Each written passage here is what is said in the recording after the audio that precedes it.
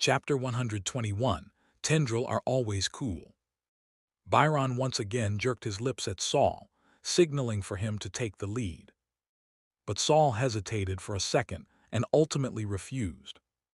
"Senior, I have my own way down." He tapped the back of his neck. A slender black tendril extended from behind Saul's neck. The tendril grew longer and longer, stretching out 3 to 4 meters, twisting joyfully around Saul. These past days had left little Algie totally pent up. It circled around Saul and gave a little shudder, splitting one tendril into two. Another tremble, 2 became 4. The 4 tendrils waved in the air, then shot into the ground like sharp blades. With a taut pull, they lifted Saul clean off the ground. Byron stared at the tendrils, his light bulb-like eyes swaying slightly. "You recognize this, Senior?" Saul sighed. "Let's talk about it after we're down." Byron gave the tendril one last look, slid over to the edge of the hole, leaned down and floated downwards. Saul had little Algie carry him down too. But with no foothold, his whole body swung in the air, following little Algie's movements. Its tendrils pierced into the surrounding cave walls in rapid succession, descending quickly. They just had to be careful not to slam Saul into the walls. As he swayed back and forth, Saul felt more like a duck strung up in a roasting oven than anything remotely cool. Still, it beat Byron's method. 10 minutes later, Saul landed on solid ground, dirt-covered and exasperated, just in time to see Wright holding back laughter as he untied the knot on Byron's mouth. Down here, the space was surprisingly much more spacious than the surface. At least now they could all stand upright. Bill stood guard nearby. Now that they'd gone deep underground, enemies and monsters could appear at any moment. They couldn't afford to relax like before. But when he saw Saul descending with those black tendrils, he couldn't help but steal a few glances. Wright was the last to notice Saul's new look. He gasped and abandoned Byron, running straight over. "Hey, those tendrils, are those from the soul-devouring mire?" He reached out to touch them, but little Algie instantly retracted back into Saul's neck, radiating disdain. Wright's disappointment was written all over his face. He even turned to ask Saul, "Did you find that in the abandoned lab under the tower?" "I did." The abandoned lab was exactly a secret, so Saul nodded. Though technically, little Algie had followed him out, not been found. "But I've been there a few times and the soul-devouring mire never leaves the lab. How did you get it to graft onto you? Can you sell me the method? I'll give you 50, no, 60 credits." Saul was tempted, but "My method requires getting the soul-devouring mire to bond with you. Senior Wright, when you went to the lab, did it approach you on its own?" Saul's words instantly extinguished Wright's excitement. "No, it doesn't like me," he muttered, the light in his eyes dimming. "It only tried to strangle me." Bill, who had been mildly interested, also lost his curiosity after hearing that. Suddenly the ground beneath Saul shifted. A chubby, worm-like creature burst from the cracked earth, maw wide open, lunging at Saul. Saul leapt back, pressing himself against the tunnel wall. His hands flew up, preparing to cast a strike undead spell. But a cloud of purple smoke engulfed the burrowing creature first. It was quickly subdued and fell limp, unmoving. Bill sucked the purple smoke back into his mouth, revealing the worm's now pale violet body. "You need to learn how to cast spells mid-combat," Bill said with a practiced smirk. "Enemies won't always wait for you to chant and gesture." Wright had already stepped up to examine the corpse, a tunnel worm. Saul approached out of curiosity. He'd heard of tunnel worms, deep underground dwellers. Despite their name, they were more plant than animal. Their digestive organs and outer skin were favored materials for apprentices' experiments. But once Wright enthusiastically dug up the entire body, Saul noticed something odd. They were supposed to be gray-brown, but this one had turned a purple-brown. "Oh no, Bill, you've really got to stop randomly poisoning things," Wright complained, poking the worm with a metal rod. "Look at this, it's useless now." Bill just shrugged. "The next time you'd better move faster." Saul was a little disappointed too, but he didn't show it. He figured there'd be more chances. Just then Byron, now back to normal size, approached Wright. His mouth stretched out and pressed against the worm's outer skin. Glug, glug, glug. With a sound like boiling water, the worm's skin gradually returned to its original gray-brown color. "Byron, I'm really starting to love your little mouth," Wright exclaimed in delight. Bill, on the other hand, looked less amused. Arms crossed, he shot a sidelong glance at Byron. "You should be careful what you suck in. Some of my toxins don't even have an antidote." Byron simply gave a quiet whether he took the hint or not unclear. Saul paid no mind to the subtle tension between the third-rank apprentices. As a second-rank newbie, he stepped up to handle the loot. Wright eagerly helped him extract the full tunnel worm. It was as thick as Saul's forearm and 2 meters long, a small fry by adult tunnel worm standards. The real big ones lived even deeper underground. Saul took out a silk-woven sack from his backpack. With a flick, it expanded to human height. Wright deftly slid the worm inside. Saul cinched the opening, and the bag instantly shrunk to the size of a leather ball. Not spatial magic, but a compression technique powered by mana. He patted the bag, feeling pretty satisfied.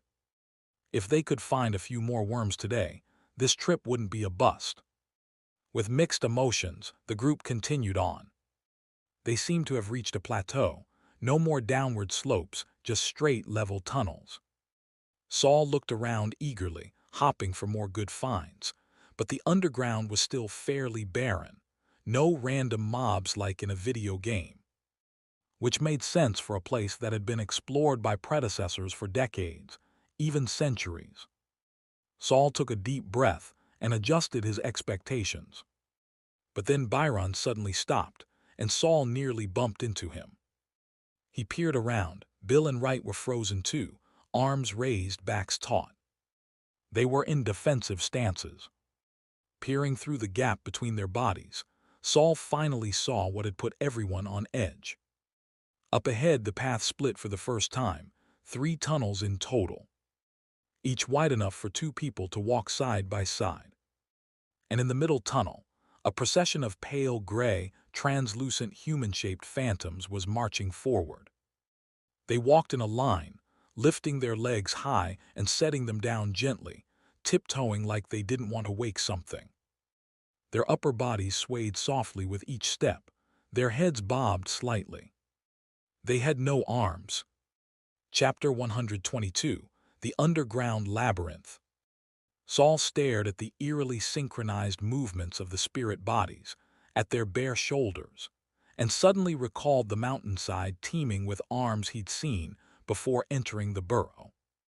The arms cried for help outside, while the bodies quietly and cautiously moved underground.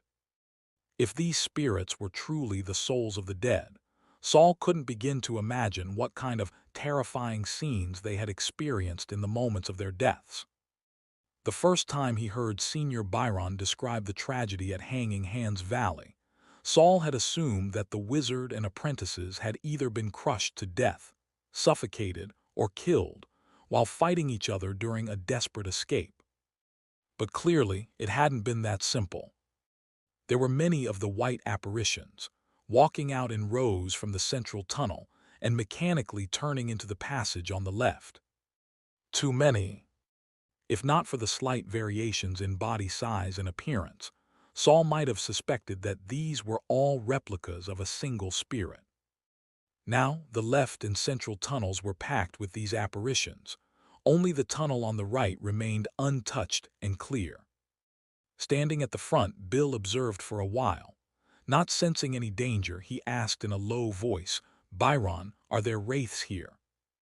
Bill could tell these apparitions were merely fragments of shattered spirit bodies, not even complete soul fragments.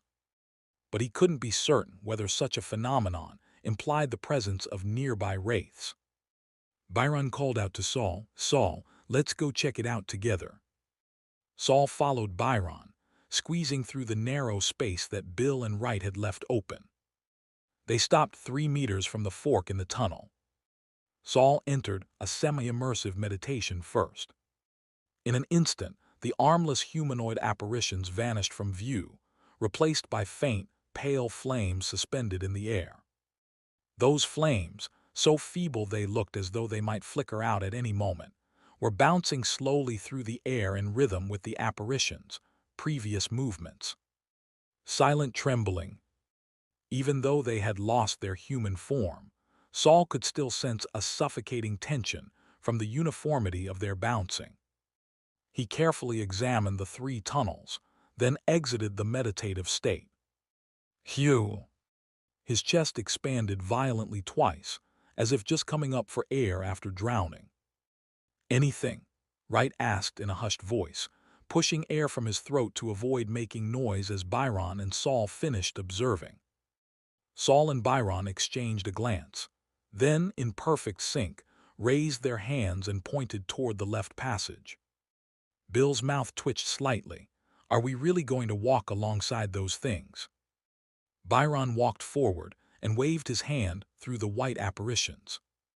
They remained unaffected, lifting their legs high and stepping down gently, continuing their cautious march. So far, these remnants just look odd. They don't seem capable of harming us for now. Wright rubbed his arm. "This is why I don't like dealing with spirits. You never know if attacking them is just a waste of mana." Bill snapped back. "If you'd bother to sense their mental energy properly, you wouldn't be scared by a bunch of phantoms." "Huh, like you weren't tense a second ago." "I'll go in front this time." Byron ignored their bickering and glanced at Saul, signaling him to follow closely. "Sure," said Wright, catching up. "This is your turf now. If any wraiths show up, I'll just follow your lead." As they spoke, the 4 of them slipped into the line of white apparitions one after another. "There might not even be wraiths here," Saul warned the seniors. "It's possible one passed through and left behind some corruption." "Got it," Wright replied without a hint of ego. "When I go catching sand-eye bugs, sometimes all I find are their dried droppings." Yeah, no need for that example. Bill looked like he wanted to smack Wright on the head. The group pressed forward. At the next fork, the white apparitions turned right into another tunnel. "Another fork," Wright muttered with a frown. "I hate mazes." "This is how it is underground in Hanging Hands Valley," Byron said with some weariness, his focus fully on choosing the right path. They passed several more junctions. This underground world was even larger than Saul had imagined. And this was only the outer edge of Hanging Hands Valley. "There's movement," Byron suddenly halted. They had just entered a slightly wider space. 8 tunnels branched out in all directions. "Why are there so many passageways? I don't think I can even remember the way we came," Wright groaned, covering his face. His thin face looked corpse-pale in the dim glow of their light spell. Bill was also visibly impatient.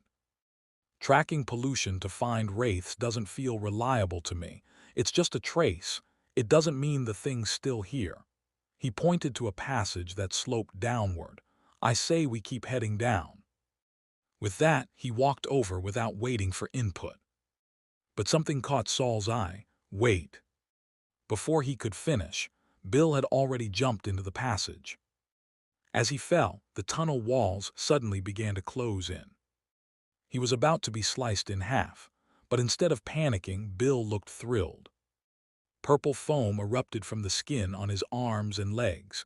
Though it looked soft, it held firm against the narrowing passage. He pressed his hands to the sides of the tunnel and launched upward.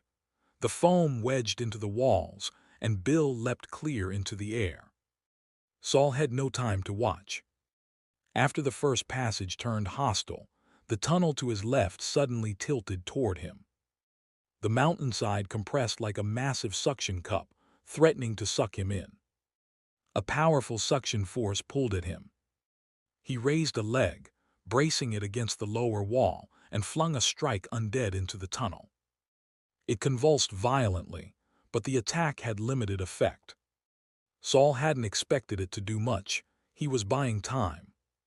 He immediately cast Arrow Spell.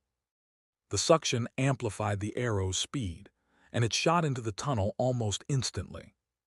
The passage shuddered, then spat out a glob of green slime.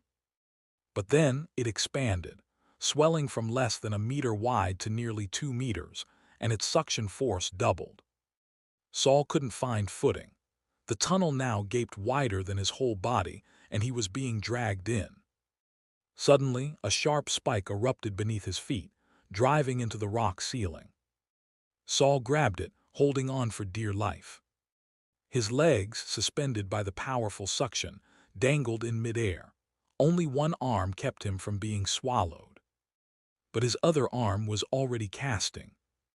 As he chanted, translucent parasites appeared along his forearm. He flung a few into the tunnel. They were instantly sucked in. He had chosen Soul Borers as his first Tier 1 spell precisely because it could attack both body and soul, a rare trait among low-level spells. It wasn't instantly lethal, but its coverage was broad. Within seconds, the tunnel shrank abruptly, and the suction disappeared. Saul's feet finally touched solid ground again. Chapter 123: Mutated Caves.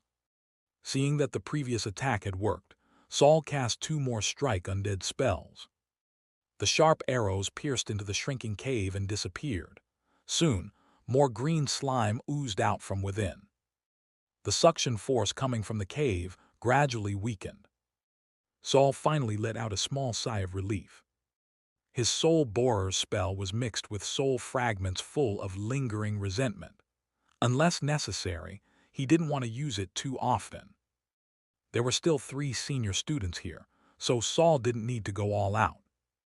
Sure enough, just as Saul had barely withstood the mutated cave's attack, the battle on the other side ended. 2 stone spikes burst from the ground again, shooting into the mountain wall across from Saul, piercing through the mutated cave in front of him from the side. The cave contracted violently twice before finally closing completely. Saul stared at the cave. After confirming it stayed unchanged for a while, he finally turned around. He saw Wright raise his eyebrows at him and realized that both the spike he was still holding and the 2 spikes that sealed the mutated cave were Wright's support. He quickly thanked him. "Thank you, Senior Wright." Wright's expression was relaxed. Clearly, the recent fight hadn't been much trouble for him. "No need to thank me. If you got sucked in, we'd have to figure out how to pull you back.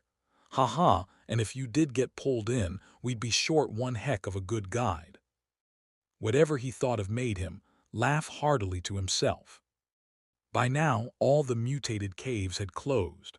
Saul finally realized this wasn't a forked intersection, but just a slightly wider tunnel. There were only 2 real paths, front and back. The rest of the tunnel openings were all fake. What kind of monster is this? The disguise was pretty convincing. Bill stomped on some foam on the ground. By now, the foam had hardened into something like plaster, crumbling to powder under his boot. "There's no record of monsters like this before. Maybe it's a recent mutation from the last year or 2, Byron said seriously. Byron inspected a few of the sealed mutated caves, but didn't find anything useful. He stood up and clapped his hands. "It's getting late. I suggest we return to the surface." Bill clicked his tongue. "Didn't get much this time. Coming in and out takes effort. Why not just spend the night here?" Byron shook his head. "Too dangerous to spend the night where wraiths roam." But judging from Bill's face, he wasn't about to give in so easily. Still holding the spike Wright had given him, Saul stood off to the side, quietly enjoying the show. He was just a second-rank apprentice. Strategic decisions like this weren't something he had the right to weigh in on. Just as Saul watched the tension build, the wall beside him suddenly opened up into a large hole. SHHH. A cold, icy aura seeped out. But even before the chill touched him, Saul had instinctively spun around, just in time to spot the silently opening hole beside him. A pale, pockmarked human head suddenly shot out from the darkness and bit down on Saul's instinctively raised right hand. Messy chestnut hair fell over the face, and sightless white eyes stared at Saul through the strands. The face was riddled with holes like a chunk of coal full of cavities. The mouth was the largest hole, filled with sharp teeth, but they failed to pierce Saul's glove. His hand didn't feel pain, but Saul still felt a powerful pulling force. The head instantly began retreating, trying to drag Saul into the gaping hole it had come from. With a massive yank, Saul's body jolted. He quickly tightened his grip on the spike with his left hand to avoid being pulled in. Bang! Saul's face twisted. He heard the unmistakable sound of his bones dislocating under the immense force. Everything happened in a flash. Finally, Byron's support arrived. A giant net appeared out of nowhere, instantly wrapping around the pockmarked head. The head was restrained. As the net tightened, the skin sizzled like meat on a grill. It finally let out a pained noise and loosened its bite. Saul immediately pulled his right hand back. But his hand was now completely limp. The bone might have been broken. He had to support it with his left hand. Just as Byron was about to pull the head out with the net, the creature suddenly bit off its own neck. The unrestrained lower half of its body retreated rapidly. As the hole began to close, Byron dove in without hesitation. At the same time, Wright raised a hand. A giant stone hand emerged from the ground, propping the mutated cave open. Saul stared anxiously at the hole, which kept trying to close. He wasn't sure if Byron would make it back safely. Dislocated, Bill suddenly appeared behind Saul, startling him. Maybe just dislocated. Saul flinched slightly, adjusting his grip on his right arm. But Bill just grinned, grabbed Saul's arm roughly and yanked. Pain shot through Saul's elbow. His face twitched, but he held in the scream. Bill opened his mouth and blew out a puff of white mist, covering Saul's elbow. The pain quickly disappeared. He then pulled off Saul's glove and saw the transparent gray skin of Saul's forearm, with the faint shape of bone underneath. Raising an eyebrow, he flipped Saul's arm back and forth a few times. "Your modified arm is sturdy. Took that bite and not a scratch." Saul's injury wasn't from the bite. It was the joint between the spirit crystal skin and the upper arm that had been dislocated. After a thorough check, Bill let go and tossed the glove back. Saul caught it with his left hand, then stuffed it into his pocket without bothering to put it back on. "Your glove isn't that tough. If you're interested, go to the exchange and trade for something stronger. I'll check it out when I get the chance." Not wanting Bill to notice anything special about his glove, Saul replied casually. He looked down at his right hand. It was already moving freely again. Looks like Bill really had healed him, not just numbed the pain. Who'd have thought he was a healer? Just then Byron finally ran out of the hole. Seeing this, Wright dispelled the stone hand and the hole instantly shut. "How was it?" Wright asked, walking over. Byron showed a rare smile, holding up a flask with a narrow neck and rounded bottom, shaking it a little. "A wraith," even Bill came over now. In the middle of transforming, but at its core it's still a vengeful spirit. The flask was filled with gray mist. Saul couldn't make out what was inside. A vengeful spirit, that's fine too. Even though it wasn't the target wraith from Byron's mission, a spirit in mid-transformation was still highly valuable. Whether they brought it back to the tower for credits and money or kept it for their own research, it was a good find. And since it was Byron's official mission target, the reward would be split among the whole team. Bill and the others would get a cut. Wright clapped his hands. "All right, we've made a decent haul today. Let's head back." This time, Bill didn't object. Byron put the flask away and walked over to Saul. "How's your arm?" "Senior Bill treated me. It's fine now." Saul raised his right arm to demonstrate, mostly to reassure Byron. After clearing the area to make sure nothing else was left behind, they began heading back the way they came. The hardest part of the return trip was the very deep tunnel. Wright and Bill had their own ways of getting up. Byron didn't bother turning into a balloon this time. He just asked Saul to have Little Algie pull him up. Little Algie was strong enough to pull two people without issue. As they climbed, Saul suddenly felt something and looked down. The pitch-black tunnel, now without any light source, echoed faint sounds of water flowing. Saul had the eerie feeling that someone was constantly pouring water into the underground tunnel.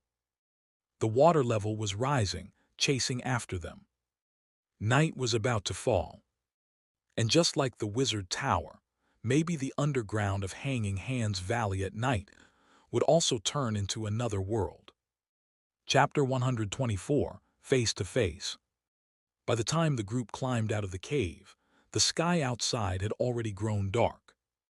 Nick was absent-mindedly scribbling on his notebook, but when he saw the group return, he hurried over to greet them. Just like that, their days of descending into the tunnels during daylight and returning before nightfall continued for 5 more days. Since both Saul and Nick were second-rank apprentices, the two of them took turns staying behind at the camp each day. As for the head monster that had once appeared at the entrance to Hanging Hand Valley, it never showed up again. This allowed Byron and Saul, who had been tense all this time, to relax a little. Today, it was Saul's turn to remain behind. After watching the others disappear into the cave for a while, he immediately put down the materials he had been working on and switched to studying his own eyes. He hadn't slept at all these past few days, relying entirely on deep meditation to rest. He had to avoid accidentally slipping into other people's dreams. While he might uncover some secrets that way, until he fully understood the effects of the nightmare butterfly, recklessly peering into others, minds could bring disaster upon himself. Saul always remembered a saying from the wizarding world: danger comes from the unknown, and the unknown is endless. He sat before the soul wave detector, observing and recording the frequency of the silver flashes in his eyes. He discovered that if he didn't enter a semi-immersive meditative state, the cocoon in his eye wouldn't glow. But when he did enter that state, a faint silver light would flicker through his left eye roughly once every minute. The glow was very faint, barely noticeable unless someone was staring directly into his eyes from close up. Just as Saul was planning how to begin his next round of experiments once he returned, the sky suddenly darkened. A vast shadow slowly stretched across Saul's position. He looked up. The sky was clear, no clouds at all. He turned around and froze. There, high on the opposite cliff, a massive ship had appeared. It looked like an ancient three-masted sailing vessel, but much, much larger than a typical ship. Each of the 3 gigantic sails bore the image of a different monster. A slender ghostly figure, a thousand-eyed banshee, and an enormous flower that looked beautiful yet had disturbingly twisted petals and stamens. The sails were slowly retracting, and the colossal ship was gradually coming to a halt. Its hull, wrapped in enormous white bones, stretched downward. Below that, the cliffside obscured the rest of the view. As the shadow stopped moving, the gigantic ship finally came to a full stop. A ship sailing on land, Saul stood with a grim expression, a land drifter. He still remembered when he met Bill and Wright. Bill had just killed 4 people from a land drifter crew. Could it be that their comrades had come looking for them? Saul glanced at the sky. It was still early. Byron and the others weren't due back for a while. He stood up and began quickly packing. Fortunately, they hadn't set up tents. As long as he hid the smaller instruments, no one would easily notice that a group had been stationed here. Whether or not these people were here for those four, it would be dangerous for a second-rank apprentice like Saul to run into them alone. He moved a few large instruments into a nearby cave and covered the entrance with some plants. Then he slung his backpack over his shoulder, preparing to move and hide elsewhere. But just then, his diary suddenly flew out, rapidly unfurling in front of him, the writing appearing as if on 4x fast forward. April 20th, year 316 of lunar calendar. Since you left the Wizard Tower, your path has been smooth. Things have gone your way. At last you've come to see how wonderful the outside world can be. You will be caught. You will be questioned. But no matter what you say, in the end, they'll still dig out your eyes and turn you into a flower tilde. I can't be caught. Saul immediately realized that these newcomers would be enemies. He didn't have time to choose an ideal hiding spot. He dove into the nearest cave and scrambled deeper inside. Rustle, rustle, rustle. Some loose dirt and sand fell with him. Saul immediately stopped moving and pressed himself to the ground, afraid the sound would alert those on the surface. Since the diary had activated, that meant the enemy was close, very close. He likely only had a few minutes at most. But those few minutes were enough to give Saul a chance to hide. Good thing this place is full of caves and twists, otherwise, my odds of escaping would have been slim. Holding his breath, Saul raised his head slightly to peer at the tunnel above him. He'd already taken several turns and could no longer see the entrance. He could only hope he hadn't left obvious tracks. At the same time, he was ready to run at any moment. Thump, thump, thump, thump, thump, thump. His heart pounded wildly. Anyone commanding a massive ship capable of traveling over land had to be powerful. He could only hope there wasn't a full-fledged wizard among them. Thump, thump, thump, thump, thump, thump. The wait without any warning or signal was excruciating. The tunnel grew quieter and quieter. Saul couldn't help but press his hand to his chest, still staring into the darkness ahead. Time passed bit by bit. No sound came from above.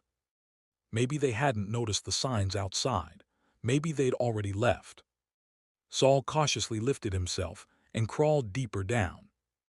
After descending a few more meters and taking a few more turns, he fumbled through his backpack and pulled out a slender test tube. It was something Wright had left him. If Saul buried the worm inside the tube in the dirt, Wright would know something had gone wrong. Following their prearranged code, Saul buried half the worm in the ground, leaving the other half exposed. That meant danger on the surface, but Saul himself was still okay. If he buried the entire worm, it would mean he was calling for help. After finishing, Saul finally let out a long breath. This way, at least Byron and the others wouldn't walk out of the tunnel completely unaware and run straight into danger. He lay back down, remaining still for almost 2 hours.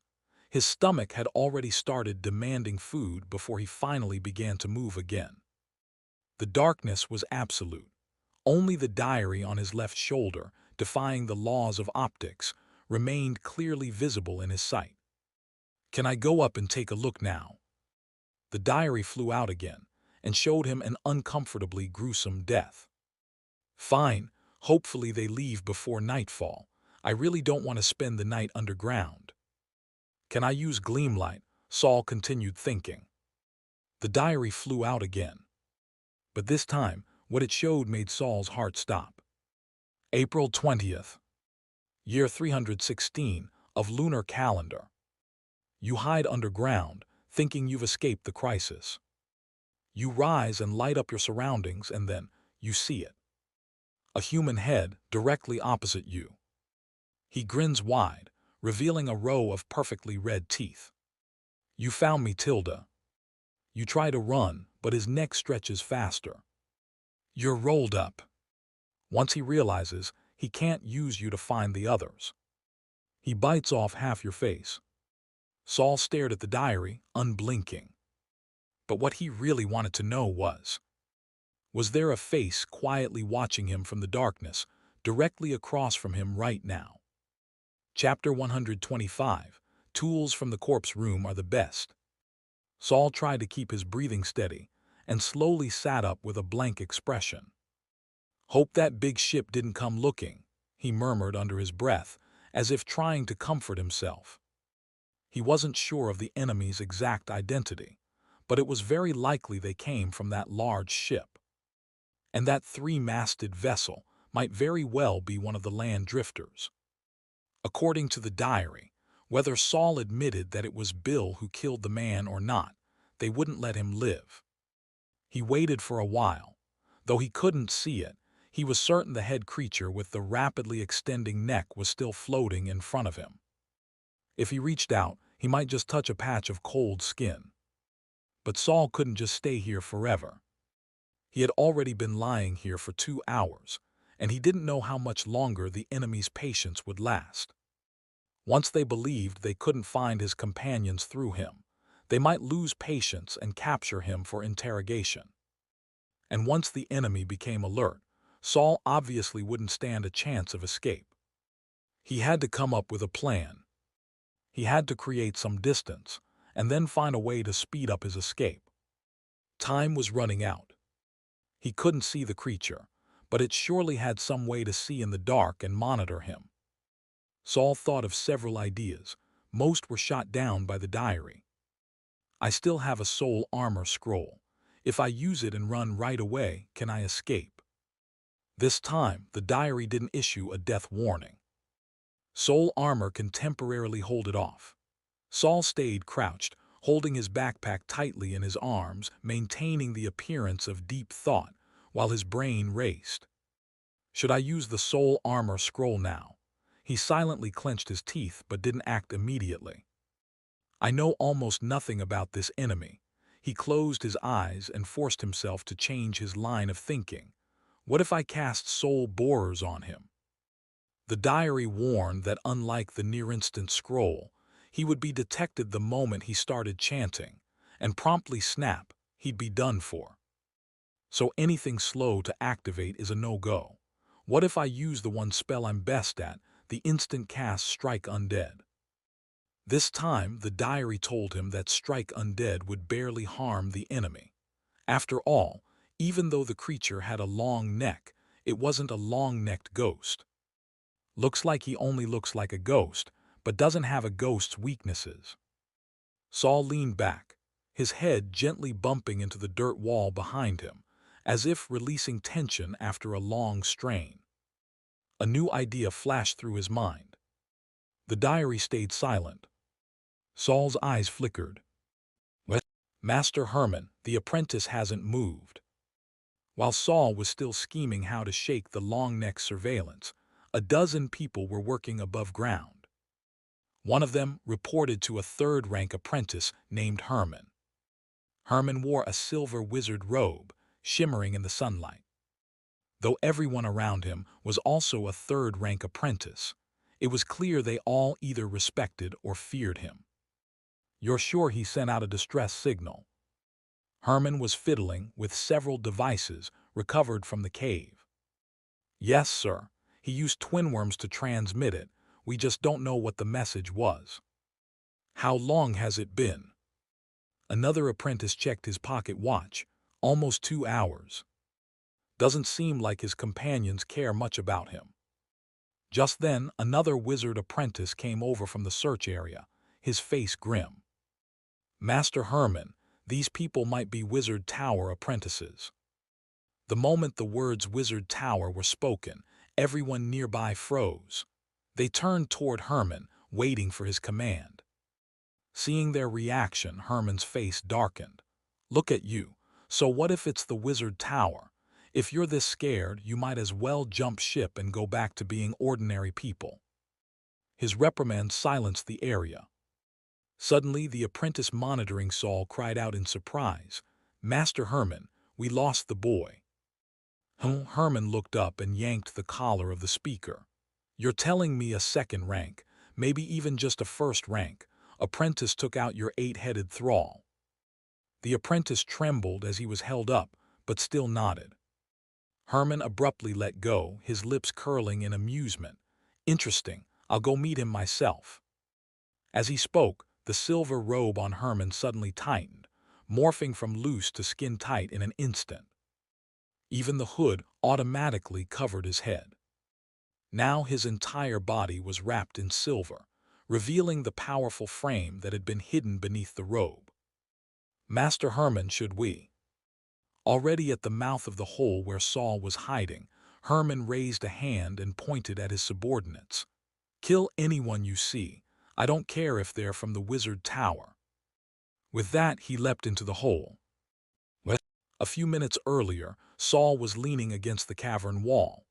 One hand, hidden by his body, was reaching into his backpack, gripping something tightly. From the Watcher's perspective, all they saw was a frail boy curled up on the ground, arms wrapped around his backpack. Suddenly, footsteps echoed from deep within the tunnel, followed by a voice. Saul, are you here? The head abruptly twisted its neck toward the sound. It hadn't sensed anyone approaching. Looks like you're in trouble, Saul. A chuckle rang right by its ear. But no matter how far the head stretched its neck, it couldn't see anyone in the direction of the voice. A flash of fear crossed its eyes. Just as it prepared to retreat, several spikes shot out from the surrounding walls, piercing through the long neck trailing behind it. The head shrieked in pain, then lunged toward the source of the voice with all its strength. It believed that even if the enemy was invisible and hiding their presence, this wild attack would still hit something. But it bit into thin air. There was nothing there. The spikes, after piercing the neck, quickly softened. While the creature lunged forward, they looped around its neck, tightened, then drove their tips deep into the ground. The moment it tried to launch a second strike, it was yanked down and slammed to the floor. The attack hadn't come from the front at all. The head suddenly understood there was no one ahead. It had been tricked. It tried to stretch its neck again, but found itself bound to the ground by 5 or 6 tendrils. A savage grin twisted its face. With a powerful yank, it tore 2 tendrils from the earth. But because the tendrils had wrapped around its neck more than a dozen times, it couldn't break free of all of them at once. Still, it wasn't worried. The enemy was just a weak little boy, and these tendrils wouldn't hold it long. Roar! Just as it prepared to rip all the tendrils out of the ground, a hand suddenly pressed against its neck, right where it was still bound. Then came searing pain and the sickening sound of bones being chopped. Saul had lunged while the creature was distracted, using his full strength to pin its writhing neck to the floor. The diary had told him, even the tendrils wouldn't hold this thing for more than a few seconds. But a few seconds was all he needed. Saul raised his right hand high, gripping a bone-chopping cleaver, and brought it crashing down. Chapter 126. My specialty is choosing one from many. The cleaver Saul wielded came from the morgue. It was technically appropriated public property. But there was no helping it. When it came to reliable blades, Saul had yet to find anything that could rival his cleaver.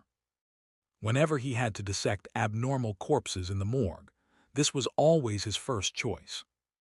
So when it came time to sever the long neck of the head creature, no spell or scroll could give him more confidence than the morgue's cleaver. And once again, the cleaver didn't disappoint. With just 2 strikes, the long blade struck cleanly along the bone seam, slicing the neck of the head creature in 2. The connection severed, and the head dropped to the ground without a single twitch of resistance. Ironically, it was the neck, now headless, that snapped back like a contracting rubber band, instantly retracting into the shadows. Saul didn't waste time thinking about it. He knew the moment the enemy realized their surveillance head had died, they would send new pursuers. And this time, they probably wouldn't use him as bait. Saul quickly stowed away the illusory eye, ordered little Algie to release its grip, and retract from the cliff face. Then he slung his backpack over his shoulder, gripped his cleaver tightly, and dashed deeper into the tunnel. He even activated a gleamlight spell. Though it risked exposing his position to pursuers, moving in pitch-black darkness would only slow him down more. As long as he gained enough distance and the path twisted enough, a little light wouldn't matter. Luckily, the tunnel Saul had picked on the fly wasn't a dead end. After sprinting hunched over for dozens of meters, he encountered a steep slope. His eyes lit up. Downward-sloping tunnels often led to the vast and complex underground labyrinth.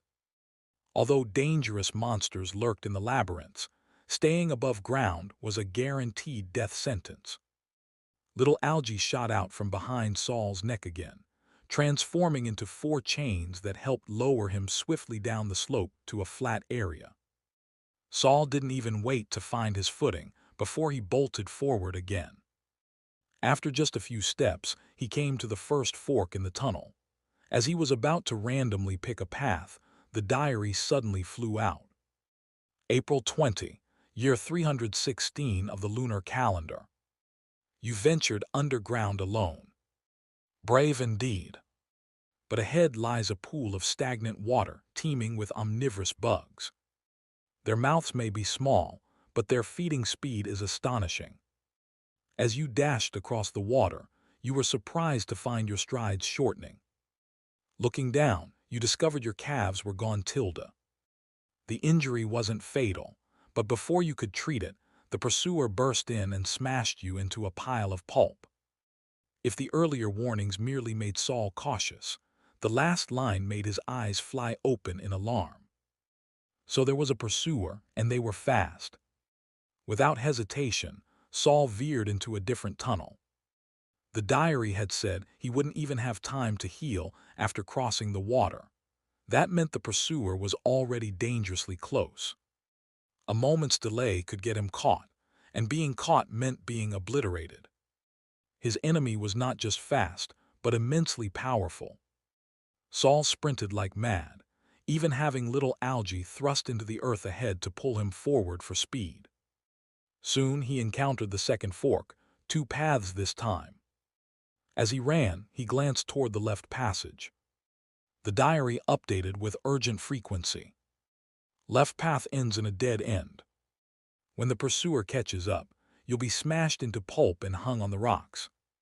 Saul didn't hesitate, he took the right path. He hadn't run far before the diary flared again. As you flee, a shadow spider leaps onto your back and tries to bite through your neck. While you fight it off, the pursuer arrives and crushes both you and the spider into a bloody mix. So getting caught really was certain death. But this time, there were no alternate paths. Saul had no choice but to keep swinging his cleaver while commanding little algae to scout ahead. After several steps, he heard a whoosh to his left. It collided with a net of tendrils little algae had formed. Without pause, Saul slashed the strand blocking the spider. Even severed, the tendril stayed in place to stall the creature. Sorry, little algae. The situation was too sudden. Saul could only offer a quick apology to his pet. Little algae extended a gentle tendril and stroked Saul's cheek, signaling it wasn't angry. Saul kept running. Another fork appeared, this time 5 tunnels. He rapidly scanned the first 3. All had either monsters or obstacles that would slow him down, leading to certain death. Then he looked at the 4th. The diary gave no warning. He was just about to choose it when he glanced at the 5th, and the diary flared again, making Saul hesitate, then abruptly switch course and dive into the 5th tunnel. This tunnel is lined with discarded shadow spider webs. Stepping on them causes you to stick, get entangled layer by layer, and after a few minutes of struggling, the enemy captures you, webs and all. Now that Saul knew what awaited on the ground, he immediately leapt onto the wall as he entered. The walls also had some webbing, but with mental preparation, Saul was able to use little algae to swing himself across. After what felt like forever, he made it across the 50-meter stretch of sticky terrain and finally landed on solid ground again. This had only delayed the enemy slightly, but for someone capable of killing him so easily, it was a slim margin. Still, Saul had to try. There hadn't been a single sound from his pursuer the entire time, but the diary kept warning. If Saul delayed even a bit, he'd be overtaken and crushed. The silence only made the threat more terrifying. It felt like the pursuer's breath was constantly on his nape, ruffling the hairs on the back of his neck. Saul kept running, but the tunnel was growing narrower. He began to worry. If this turned out to be a dead end, he was doomed. HMPH, even if there's no hope, I won't just stand here and wait to die. Saul stretched out his arms as he ran. At this point, he'd thrown all thoughts of Sonia aside. He could only draw on his mental form to the fullest. Translucent soul borers began to wriggle along his arms. Too bad these things can't survive long outside the body, Saul muttered. Could have used them for a trap. He was already ducking to run when the path suddenly sloped downward again. Another descent. Saul grit his teeth. Going deeper meant more danger. But he had no time to hesitate. He clenched his jaw. If the diary stays silent, I'll pretend I'm still on flat ground. With that, Saul leapt into the depths. Several black tendrils instantly extended from behind his neck, stabbing into the surrounding walls. They gouged deep marks into the stone while cushioning his descent to prevent injury. But just then Saul's eyes flew wide. From beneath him, a light was rising rapidly. Chapter 127, Out of the Tiger's Den into the Dragon's Lair. What kind of light can come from underground? Saul drew out the soul armor scroll, the soul borers on his arm writhing more intensely than ever. Both sides were moving fast, about to collide. Still no sign of the diary. Could it be someone I know? Who could it be? Senior Byron couldn't use flight magic, so was it Bill or Wright? Saul grew excited and couldn't help shouting, "Senior!" Saul! Sure enough, a familiar voice responded. The two beams of light clashed in the air. Wright's pale face appeared before Saul. Saul, thrilled, rushed to explain what had happened on the surface. "Senior Wright, quick, we need to get out of here." Saul, run! Saul! A second-rank apprentice like him was no match for a seasoned third-rank like Wright. The moment they met, Wright grabbed him and started dragging him upward. After a brief moment of surprise, Saul immediately realized Wright must have also encountered an enemy he couldn't defeat. And there were no other companions behind Wright, clearly a dire situation. That could only mean Wright had been forced to flee alone, separating from the others to survive. With this realization, Saul stopped hesitating and directed little Algie to cooperate with Wright's strength, helping them both ascend together. But there were enemies above as well. To prevent a sneak attack, Saul quickly and concisely explained the situation to Wright. An enemy that could easily kill you. Doubt flickered in Wright's eyes, but he didn't slow down at all. I understand. Stay close to me later. Wright made a swift decision, flying above Saul, clearly intent on shielding him from whatever was waiting above. His decisiveness surprised Saul. Anne's apprentice, Bill's companion. Despite Wright's usual brash and careless demeanor, Saul had never fully let down his guard around him. But what he didn't expect was for Wright, upon learning of a powerful threat, to immediately take point and defend him, instead of using him as a shield. "Be careful, Senior. The enemy above us might be extremely fast." Wright didn't reply. The wings on his back were flapping rapidly. Saul stared at the diary, ready to warn Wright at any moment. But still, the diary remained silent. This enemy, Wright might be able to handle him. Saul felt a little more at ease, even began planning whether they could counterattack. After all, according to the diary, he had been killed several times already by that enemy. If there was any chance to strike back, Saul would not hesitate. The enemy was fast. If he wanted to land a killing blow, he'd only have one brief opening. That moment would come the instant Right clashed with the enemy. The bugs on his arm stirred again. At last, the two of them emerged onto the upper level. But the cave before them was eerily quiet. Right was clearly anxious. He scanned their surroundings briefly. "Forget it, let's keep moving." "Careful, Senior, he might strike fast," Saul warned again. But even as they returned to the corridor laced with webs, they never encountered that powerful and mysterious enemy. While passing through, Saul observed the webs around them. Only the beginning of the corridor on the far side showed signs of disturbance. Beyond that, the webs were intact. This suggested someone had once chased Saul to this point, but then turned back for some reason. Using a quick light spell, Saul examined the torn webs. The damage showed that whoever it was had broken through by sheer strength or speed. As expected, the enemy who had chased him could have easily burst through here. So what had forced them to retreat? His eyes lit up. He saw Right up ahead, stopping suddenly and quickly rushed to his side. Gazing forward, he spotted several familiar figures. Senior Byron and Bill were both there, unharmed. Only Nick was unconscious, his head hanging as Byron carried him on his back. Had the one chasing Saul injured him? Saul rushed forward, his movements startling the tense group. Once they saw it was Saul, Byron stepped up to greet him. "Saul, why did you come down here?" Saul frowned slightly and looked at Right, who had just caught up. "You didn't get my signal." A group of enemies appeared on the surface. "They're sailing a massive three-masted ship. I suspect they're from the land drifters. One of them chased me, and I had no choice but to come down here." "What? Those were land drifters?"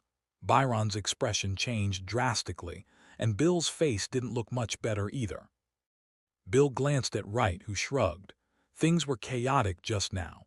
I didn't even notice a signal from Saul." Judging from their reactions, Saul realized the enemy they had encountered must have been even more dangerous. "We'll talk as we move," Byron said darkly, adjusting Nick on his back. It wasn't walking, they were running.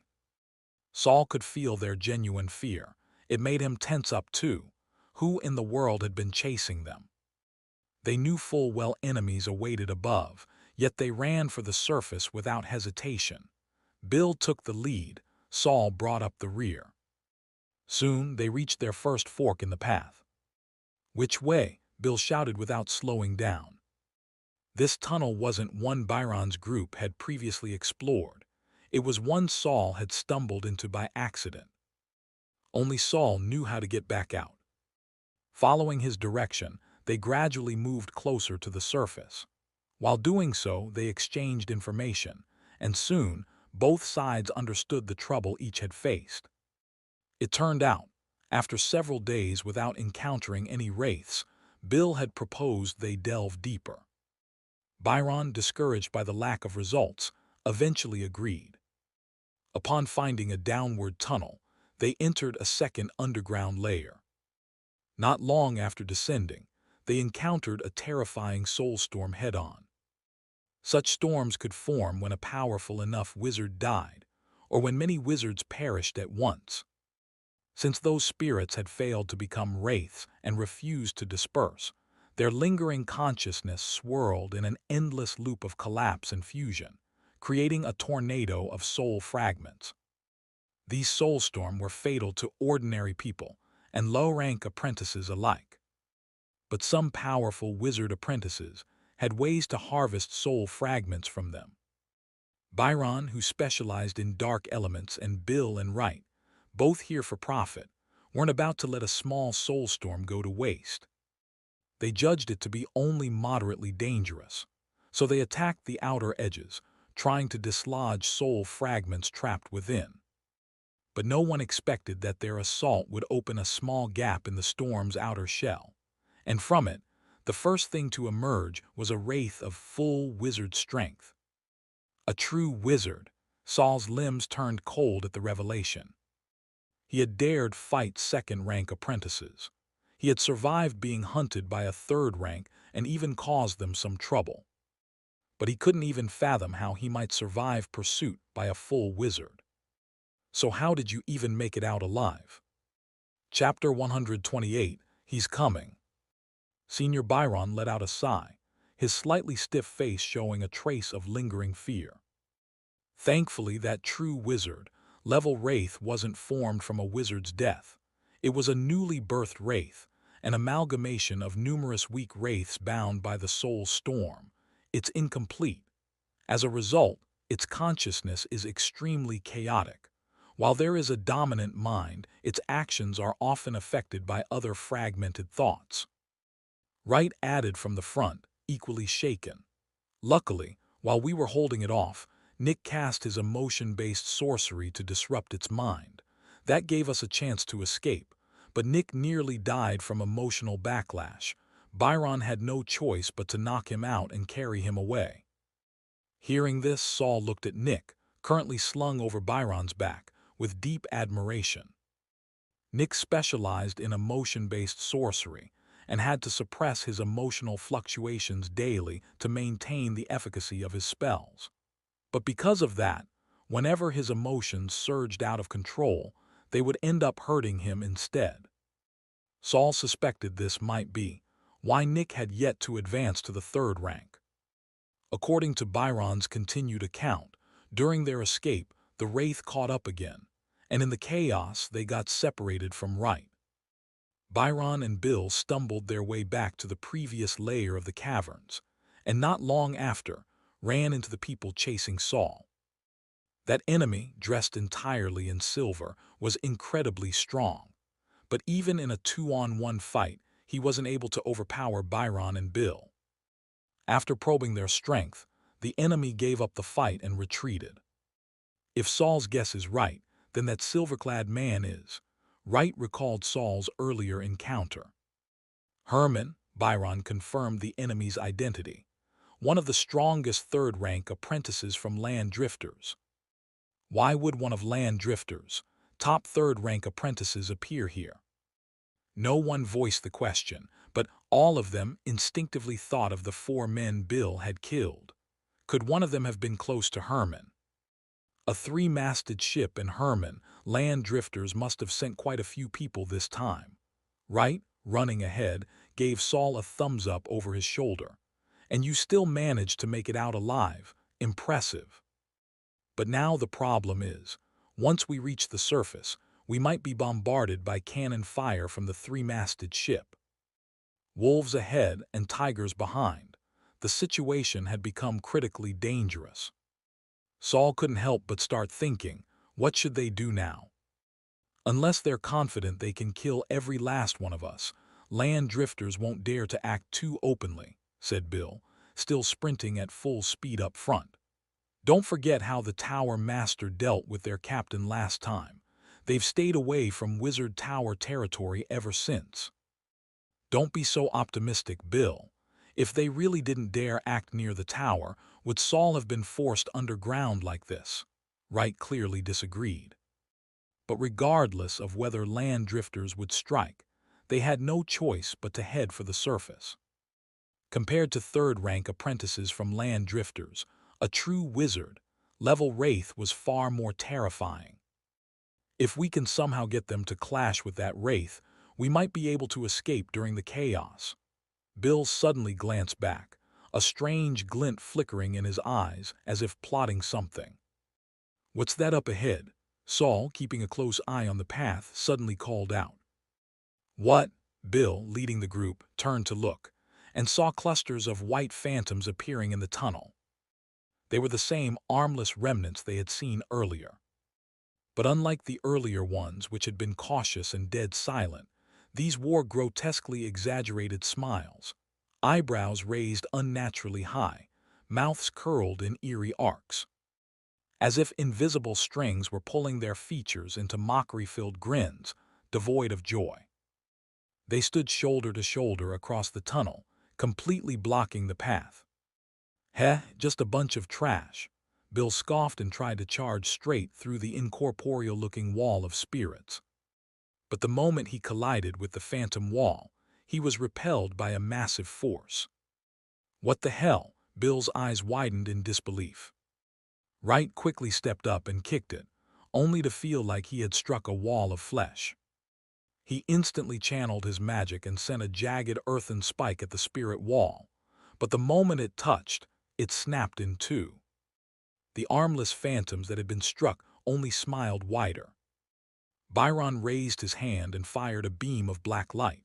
When it hit, several phantoms wailed and dissolved. Saul mimicked him and cast a spirit-targeting spell as well, but his strike undead wasn't as powerful.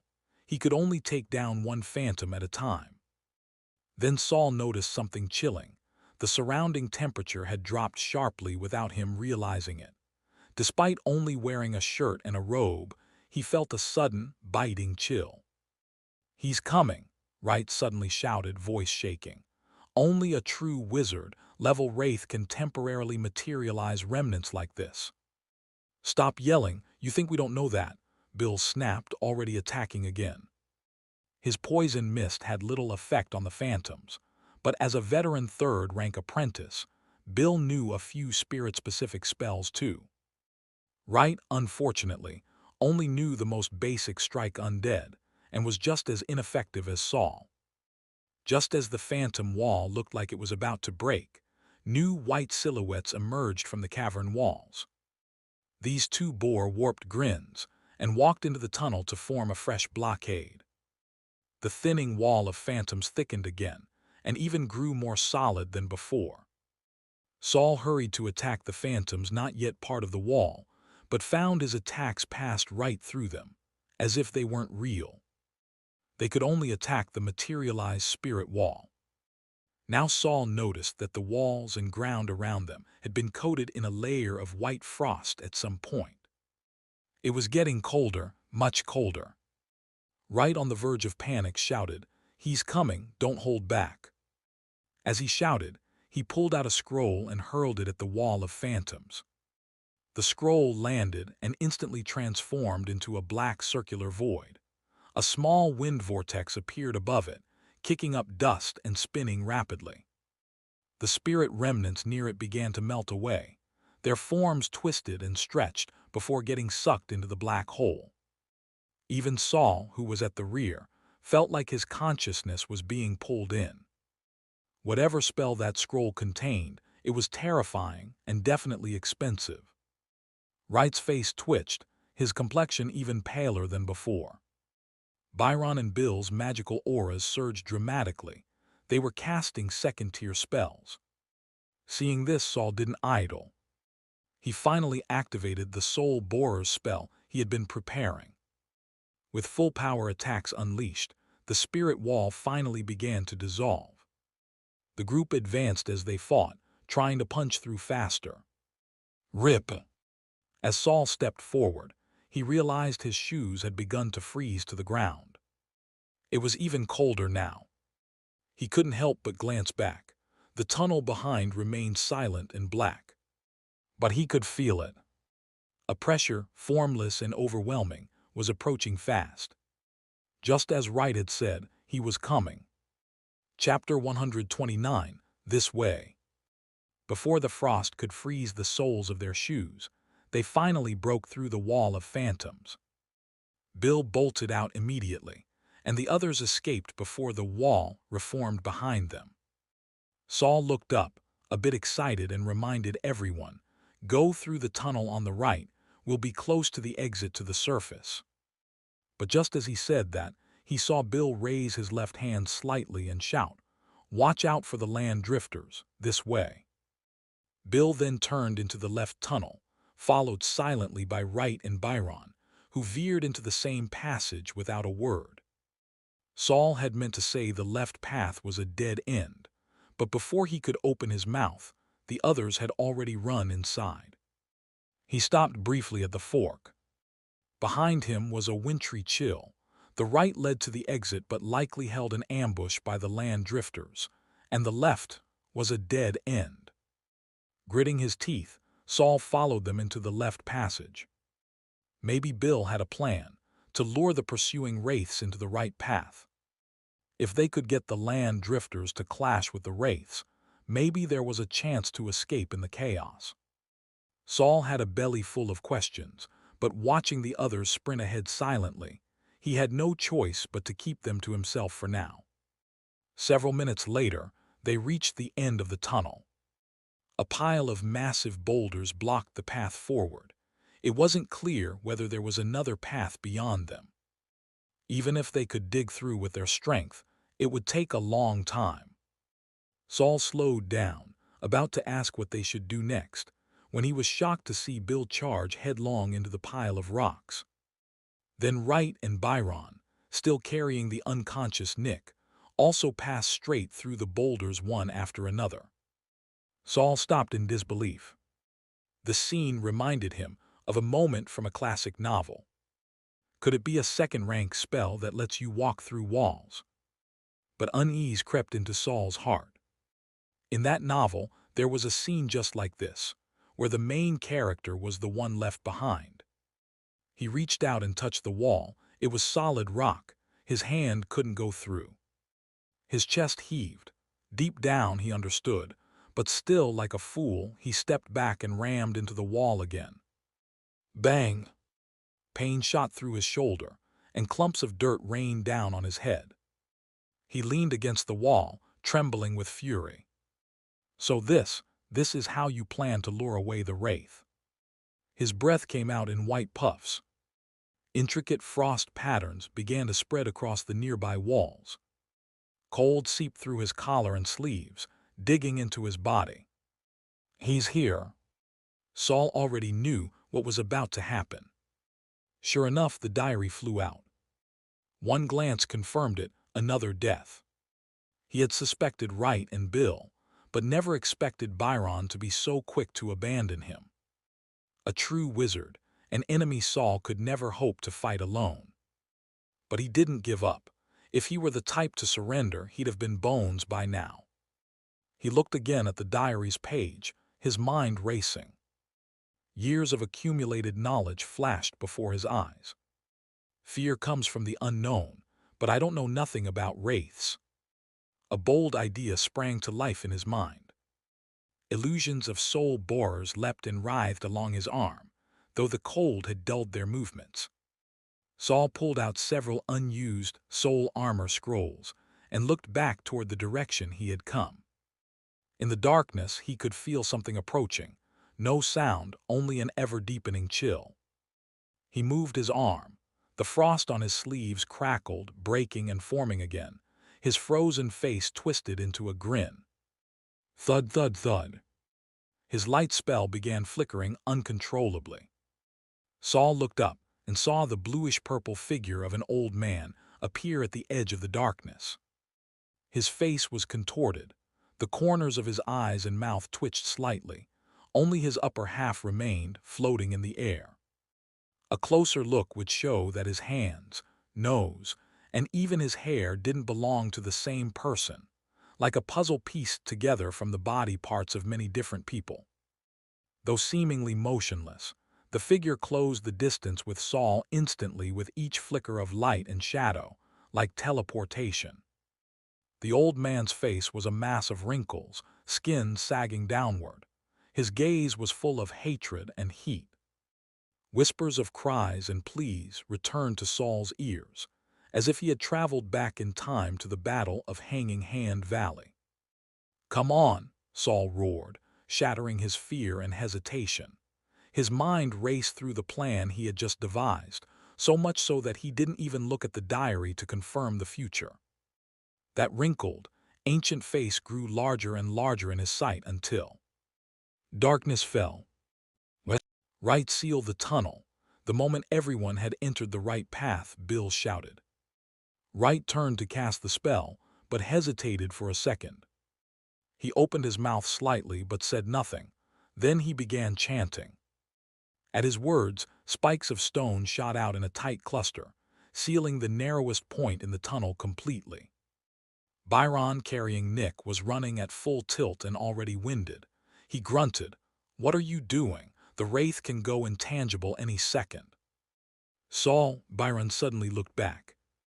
He realized Saul hadn't come with them.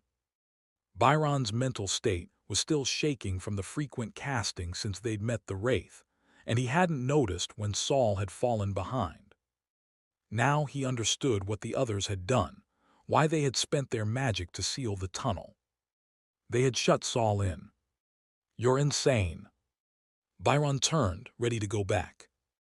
But Bill grabbed his arm, face dark. "Byron, can you save Saul by going back? Even the three of us together couldn't fight that Wraith." "So you just made him bait?" Byron's mouth split into a gaping snarl, razor-sharp teeth gleaming like a furious hound. Wright said nothing, just turned his eyes away uncomfortably. Abandoning the weak wasn't new to them, but since Byron and Saul were close, Wright hadn't expected it would come to this. But with Bill already making the call, Wright wasn't going back either. Bill didn't want to waste more time here. "Saul fell behind, this buys us time. If you want to die saving him, don't expect us to follow. Right, let's go." He turned to leave. Byron closed his eyes for a moment. When they opened again, they were calm. "At that last fork, you tricked Saul into taking the other tunnel, didn't you?" Bill said nothing, but his look said everything. "I didn't sense any spell casting, so you must have drugged him ahead of time. Was it when he got that arm wound? So you planned this far ahead to get rid of him." Byron had only recently reached 3rd rank and didn't know Bill well. But after today, he felt he truly understood what kind of person 3rd rank apprentices were. Just demons, slightly stronger ones. Bill chuckled and started running again, his voice echoing behind him. "You're overthinking it. Why would I need tricks to deal with a 2nd rank apprentice?" But he only took 2 steps before Byron suddenly shot ahead, blocking his path. Bill sneered to himself. "Didn't you also leave Saul behind? What were you acting like a saint for earlier?" Chapter 130, just trying to cling to a powerhouse. Wright let out a breath of relief when he saw Byron hadn't done anything foolish. He immediately caught up and asked the key question. "People from the land drifters are likely waiting for us outside. What's the plan? Force our way through?" The 3 of them moved quickly. The exit was already within reach. "As soon as we get out, I'll release a fog to blur our visuals and send out a signal from the Wizard Tower. If the land drifters don't want to start a feud with the Wizard Tower, they should know to stand down." "What if they keep attacking us?" Wright clenched his fists. From Saul's earlier descriptions, there were likely a lot of enemies outside. "Are we fighting our way out? There's a 3-mast ship out there. It belongs to the land drifters." "We can't afford to get pinned down," Bill disagreed. "The Wraiths might not come out under the sunlight, but it's already getting late. We have to get out of Hanging Hand Valley as fast as possible. We can't let them trap us here.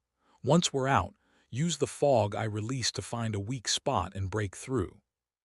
Wright tightened his fists. A 3-mast ship usually wouldn't carry a true wizard. As long as they were careful with Herman, they still had a good shot at escaping together. Byron, who was running in front, didn't join the discussion. He remained silent, seemingly still wrestling with thoughts about Saul. Wright figured Saul was likely done for. That Wraith had been trying to devour their souls from the moment it appeared. If it had caught up to Saul, well, the outcome was easy to imagine. Soon, the 3 of them could already see sunlight shining from the cave's mouth. Byron suddenly reached into his mouth and pulled out 3 test tubes. Just before stepping out, he flung the test tubes forward. The fragile glass shattered on contact with the rocks, instantly releasing a thick white smoke that engulfed the cave entrance. Bill glanced sideways at Byron, knowing full well that this meant he didn't trust him. Naturally, Bill didn't fully trust Byron either. He stood at the entrance and opened his mouth. Similar white fog began pouring out. But just as his fog began to spread, something slammed into the cave entrance. Boom! The ground shook violently. The entrance collapsed and rubble tumbled down. A cloud of dust and debris swallowed everything. The land drifters had opened fire. Wright dropped into a crouch behind the other two and pressed both hands to the ground. A towering earth wall sprang up instantly, though the entrance had been blown apart, revealing much of the cave below. More smoke began to pour from the underground depths as the earth continued to collapse. The fog now covered a vast area, making it impossible to tell where it was coming from. Suddenly, a dark mass shot into the sky and exploded against the blue backdrop, blooming into a massive black rose. As the rose bloomed, its petals fluttered down, emitting eerie laughter as they scraped through the air. It was the Wizard Tower signal. Yet the attacks from outside didn't cease in response to this display of identity. Instead, they grew even more intense and frantic. Shell after shell dropped from the cliffs, turning the valley floor into a cratered wasteland. But amid the artillery, 3 figures burst from a crevice. Bill was surrounded by a swirling mist, his figure flickering between visible and obscured. Then one image became 2, and then many more. No one could tell which was the real one. Another shell came flying. A glint of killing intent flashed in Bill's eyes. The fog around him, which had seemed insubstantial, transformed into soft foam the moment the shell touched it. Though the shell plunged into the foam, it lost all its force. By the time it broke through the fog and hit the ground, it was just a hunk of iron, clanking into the dirt with nothing but a dull thud. There weren't as many land drifters as they'd feared. In order to avoid their own bombardment, they had positioned themselves far from the exit, making it harder for them to form a proper encirclement. That actually made it easier for the trio to escape. Bill glanced at the others. Wright wasn't a concern. His earth-based magic was perfect for defense. But what shocked Bill was that Byron hadn't made a run for it. He had broken away from the group and was heading toward the tunnel they had originally used to descend underground, the one Saul had found, located on the cliff face. What is he doing? Bill's pupils shrank as an almost unbelievable thought flashed through his mind. Byron completely ignored everyone else and, still carrying Nick, charged into the tunnel on the cliff. He walked deep into it, chose a random side path and set Nick down. He then pulled a few more small vials from his mouth and placed them beside Nick. Closing yourself off won't solve the real problem. Leaving just those words, Byron turned and stepped into the tunnel leading back down underground. After he left, Nick, who had been unconscious, slowly opened his eyes. Confusion, fear, pain, sorrow, a storm of negative emotions surged in Nick's gaze, twisting his face into something almost demonic. But after a moment, Nick struggled to his feet and stared into the tunnel before him. "Is Byron going to save Saul?" he muttered, trying to suppress the waves in his heart. "What's the point now?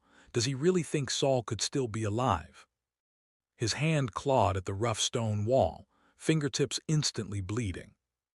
The pain helped clear his head a little. Bill must have made a move against Saul. The struggle between mentors, how could a second-rank apprentice like me get involved? Sending Saul to grind Sail Town was already a huge risk. He lingered there in the tunnel, wrestling with himself, telling himself to keep his head down. And yet Nick's feet moved on their own. He stepped forward, following Byron into the downward path.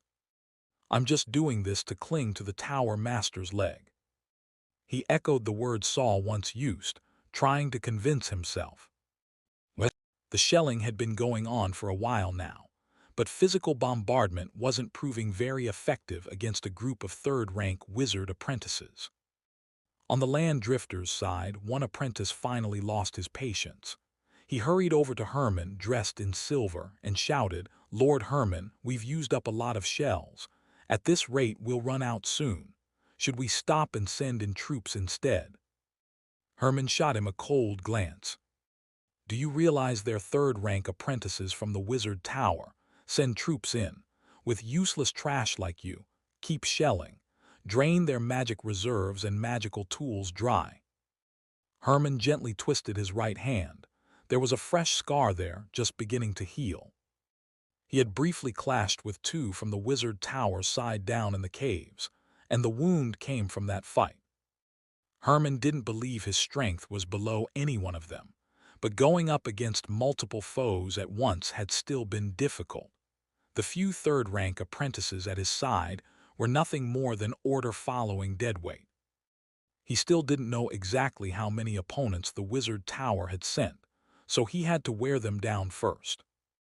Under these circumstances, long-range bombardment was the obvious choice. What a shame about that boy. Herman narrowed his eyes.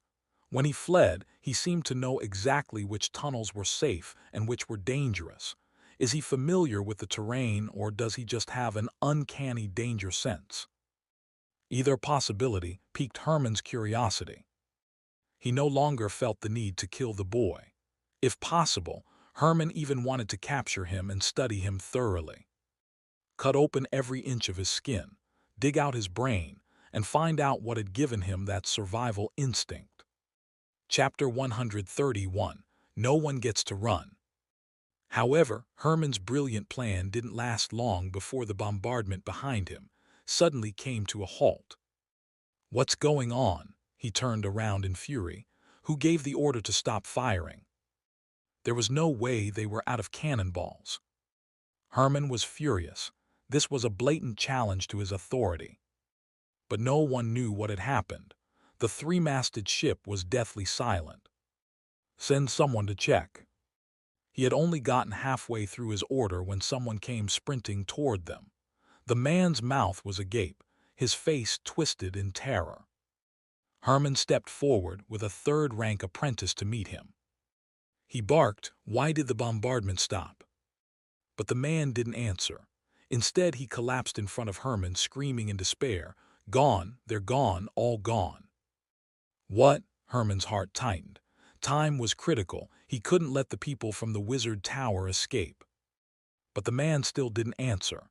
He just kept flailing his arms, repeating the same words. "Gone, the body's gone." Snap out of it. The apprentice next to Herman rushed forward, hand raised to slap the man across the face. But just as he reached the panicked man, the man's head suddenly dropped off. At the same time, his body began to vanish bit by bit, until only his feet remained. His severed head landed squarely on his bloodied ankle stumps. The third-rank apprentice screeched to a halt, staring at the gruesome sight. His eyes widened to the point of tearing, and his hand trembled as he pointed at the running remains, just a head and 2 feet. "I am monst." Before he could finish, Herman teleported and clamped a hand over his mouth. "Shut up." Herman averted his eyes from the thing on the ground. "You didn't see anything." The apprentice looked gratefully at Herman, even though he knew Herman hadn't done it to save him. Head monster attacked anyone who made eye contact with them. A few could be dealt with, but a swarm could devour someone in an instant, turning them into one of their own. Herman's face darkened as he glanced toward the valley's center. With the bombardment stopped, he had lost track of the wizard tower group. He wasn't willing to let them escape so easily. He also couldn't allow any survivors to return and risk the tower's retaliation. If there aren't too many head monster, I should be able to hold them off. With that thought in mind, Herman cautiously turned around, only to whip his head back around stiffly a second later. Got him it. Even the arrogant Herman couldn't help but curse. Behind them, and all over their three-masted ship, were countless head monster packed tightly together. When Herman turned, many of them eagerly stared at him, hopping to be noticed. "Aya!" A nearby apprentice screamed as his head fell to the ground, transforming into a new head creature. Even Herman's expression changed now. He had known all along, no matter how calm he remained, he couldn't guarantee everyone else would keep it together. If someone panicked, the head monster might attack indiscriminately. "Everyone," Herman shouted to gather their attention. "Follow me, we're dragging those bastards out." Reluctantly, With the endless sea of head monster closing in, they approached the bottom of the valley. By now, Herman had given up on killing the Wizard Tower group. He just wanted to survive the swarm. Elsewhere, things weren't going well for the tower apprentices either. Bill nearly stepped on a head creature. He was just about to strike when countless more began falling like rain from a cliff to the side. Without hesitation, Bill turned and ran. Right behind him, also saw the ground full of heads and almost screamed. He quickly turned to follow Bill, casting a transmission spell. Why are these things in the outer region of Hanging Hands Valley? You're asking me, who the hell am I supposed to ask? Bill was filled with a deep unease. The outer region of Hanging Hands Valley was supposed to be easy for third-rank apprentices to dominate. So why were there now true wizard wraiths and this endless flood of head monster? And those land drifters, they dared to attack them again and again. Were they trying to start a war with the Wizard Tower? Having already burned through much of his magic, Bill cursed under his breath. Their plan kept falling apart. Now, all he wanted was to return to the Wizard Tower and report in. But first, he had to survive. Saul felt as though he had returned to the Wizard Tower, back to a certain day in the past. Opening his eyes, he saw himself standing inside the third morgue room. In front of him were messy workbenches, crucibles, notes, potions, plastic bones. Saul looked down and saw his hands. His left hand was pale gray and translucent. His right hand was still his normal human hand. It came back to him. That day, Saul had just finished reconstructing his left hand. It was also the first time he had successfully purified soul resin. Because the experiment was complex and involved drawing an anti-electric field array, his mind had taken a toll. He didn't leave the morgue until close to 8. Realizing it was late, Saul tidied up and grabbed his backpack, rushing out of the room. Just then, the burly man in charge of cleaning the morgue passed him in the hallway. They nearly got stuck in the doorway. Saul had been working in the morgue for over a year. This wasn't his first time racing the clock back to the West Tower. He sometimes encountered oddities at night, but after learning many zero-tier spells, Saul was no longer the helpless boy he used to be. Even with low magic reserves, he was still a formidable first-rank apprentice, because he knew the most. To Saul, the East Tower at 8 p.m. was no longer filled with lethal traps. As long as he was careful. But today, as soon as he reached the 3rd floor, he was hit by a gust of thick, jelly-like wind. The moment it touched him, it swallowed him whole, and Saul felt as if he had been swept clean from the inside out. Something flickered in the corner of his eye. Turning his head, he saw his shadow and other dark shapes breaking apart into tiny round dots. They leapt from the floor and scurried away into the cracks between stones. Saul blinked slowly and turned his head. As expected, standing at the top of the slope was the long-absent tower master, Gorsa. He was still wrapped in pink bandages, with only his silver eyes visible. The chance of seeing Mentor Kaz depended on the latter's mood, but meeting the Tower Master, that was pure fate. Tower Master, Saul immediately lowered his head in respect. He wasn't afraid anymore, but he was still nervous. Gorsa teetered down the slope on tiptoe, swaying gently. His silver eyes curved. His voice was as gentle as always. It's been a while, Saul. Got time to chat. Chapter 132, Taking the Initiative. Of course he did. Saul nodded eagerly, even showing a hint of anticipation in his eyes. Although his job required him to leave the East Tower before 8, with the master of the entire Wizard Tower here, who would still care about such a minor rule. Let's talk inside, Gorsa said, tipping his chin. Following the Tower Master's gesture, Saul turned around and realized that he and Gorsa had returned to the 2nd floor of the East Tower, right in front of the 3rd corpse room. At that moment, The burly man had just opened the crimson door and was pushing a cart out. The moment he saw Gorsa behind Saul, his entire body froze, as if he had been instantly turned to stone. Standing in front of him, Saul could feel the man's emotions shifting from terror to utter collapse. But Gorsa merely waved a hand, signaling the man to continue working. With the order received, the man immediately lowered his foot and continued pushing the cart, though his movements were stiff, like a machine left unrusted for years. Saul watched him disappear into the depths of the corridor with his awkward posture, then followed Gorsa into the corpse room. By the time he entered, Gorsa was already standing by his workbench, examining Saul's experimental tools and notes. Hearing Saul come in, Gorsa turned and smiled. "Mind if I take a look at your notes?" Saul quickly nodded, "Of course." He had already removed anything unsuitable for outside eyes before leaving the room. Gorsa picked up Saul's notes on the body modification experiments and casually flipped through a few pages. Saul grew more nervous, feeling like a student having his homework reviewed by the headmaster. Soon enough, Gorsa put the notebook back and turned to face Saul, leaning against the table. He smiled. "You've realized that the soul is quite an interesting thing, haven't you?" "Interesting? For a powerful wizard like the Tower Master, maybe." Saul responded with a fawning smile, nodding dutifully. "Originally, it was a skin modification meant to enhance your magic, but after adding a bit of soul fragment, it ended up forming a new type of spiritual resin. The method is a bit unorthodox, but overall not bad. What really surprised me is that you were able to refine impurities to improve the quality of the resin at this stage.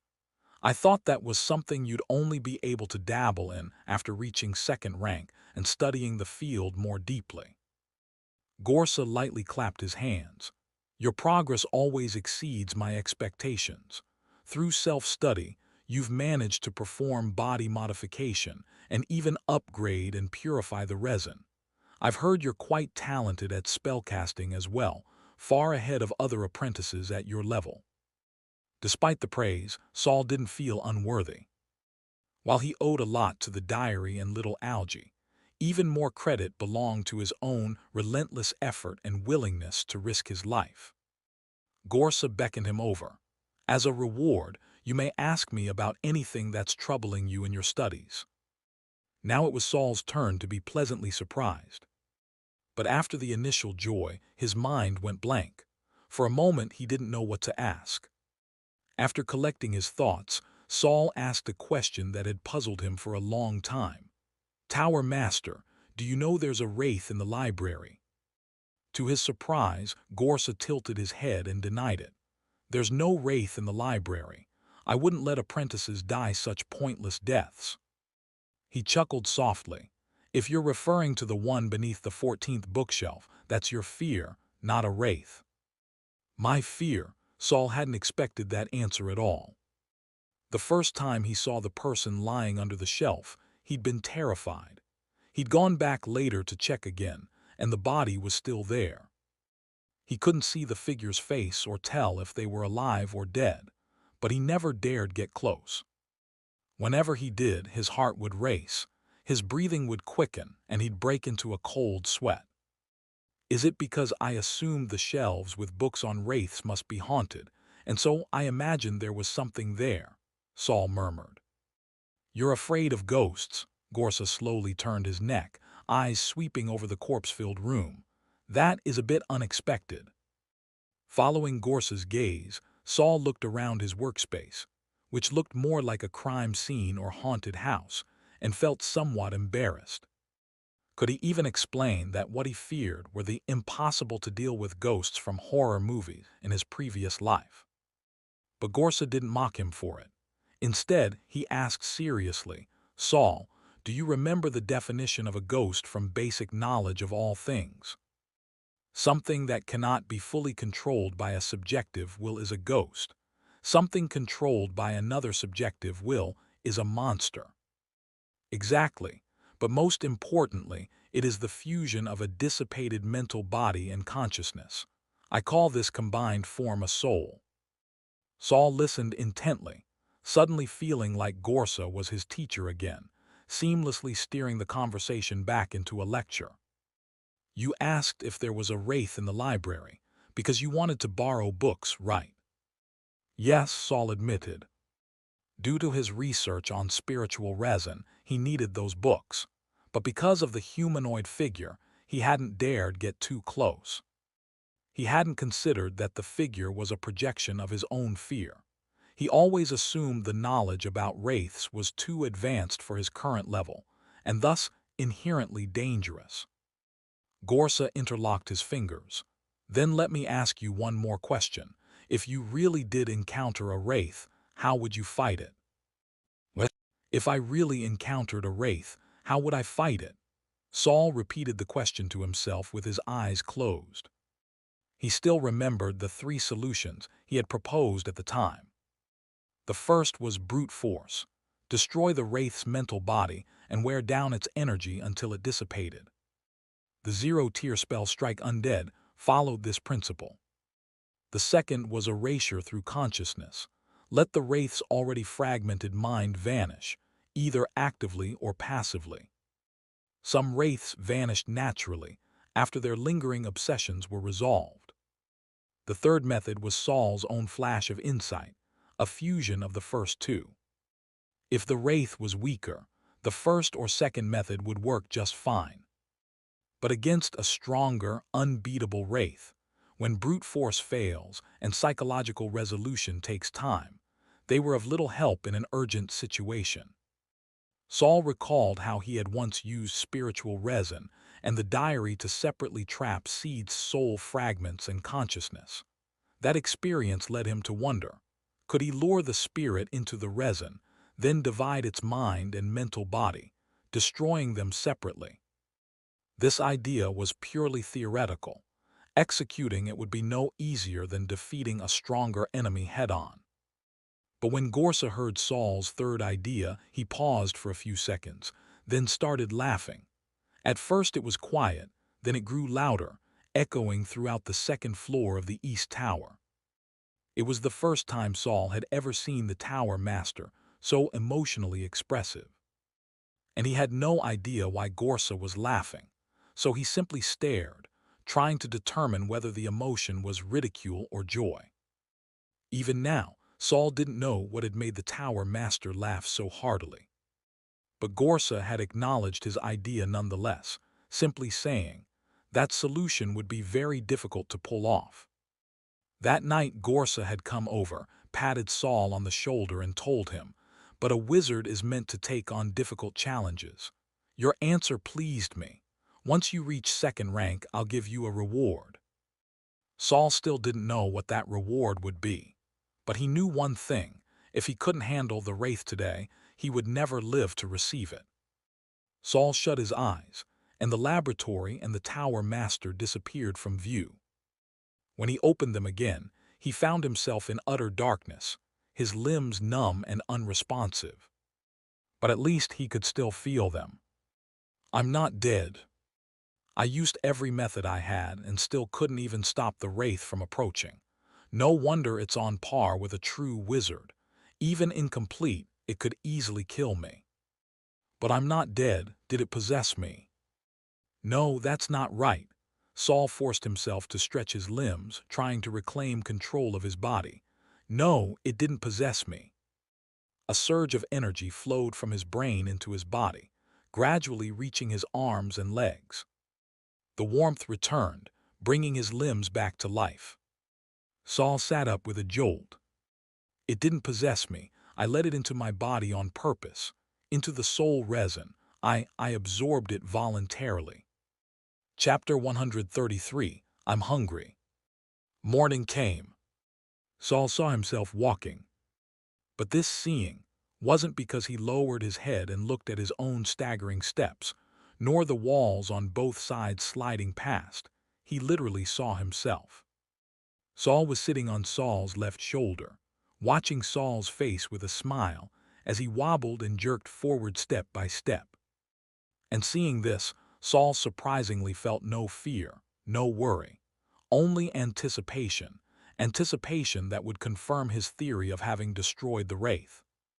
The Wraith had entered his body and was now controlling it, while the real Saul's consciousness, or perhaps his soul, was sitting on a thick red hardcover book, gently rising and falling with each of his body's steps. Maybe it was because he had escaped the restraints of the physical body, but Saul felt like the emotion of fear had temporarily gone missing. And yet he didn't feel uncomfortable in the slightest. On the contrary, he thought he was in excellent condition, like he'd purged a lot of impurities and could now focus purely on thinking. So I've successfully lured the Wraith into my body. It probably thinks my consciousness was destroyed the instant it entered. This isn't quite what I expected. Saul glanced down at the diary under his butt. Didn't think the diary of a dead wizard would actively harbor my consciousness, or maybe hide it from me. I guess it's possible. After all, it once actively absorbed Seed's consciousness, so I don't need to fight the Wraith head-on or hide in some corner of my own body. I've smoothly passed the first and most dangerous stage. Next is stage 2. Saul crawled to the edge of the hardcover book and looked down at the two hands hanging at his sides. Use the soul resin to extract the Wraith's soul energy and separate it from its consciousness.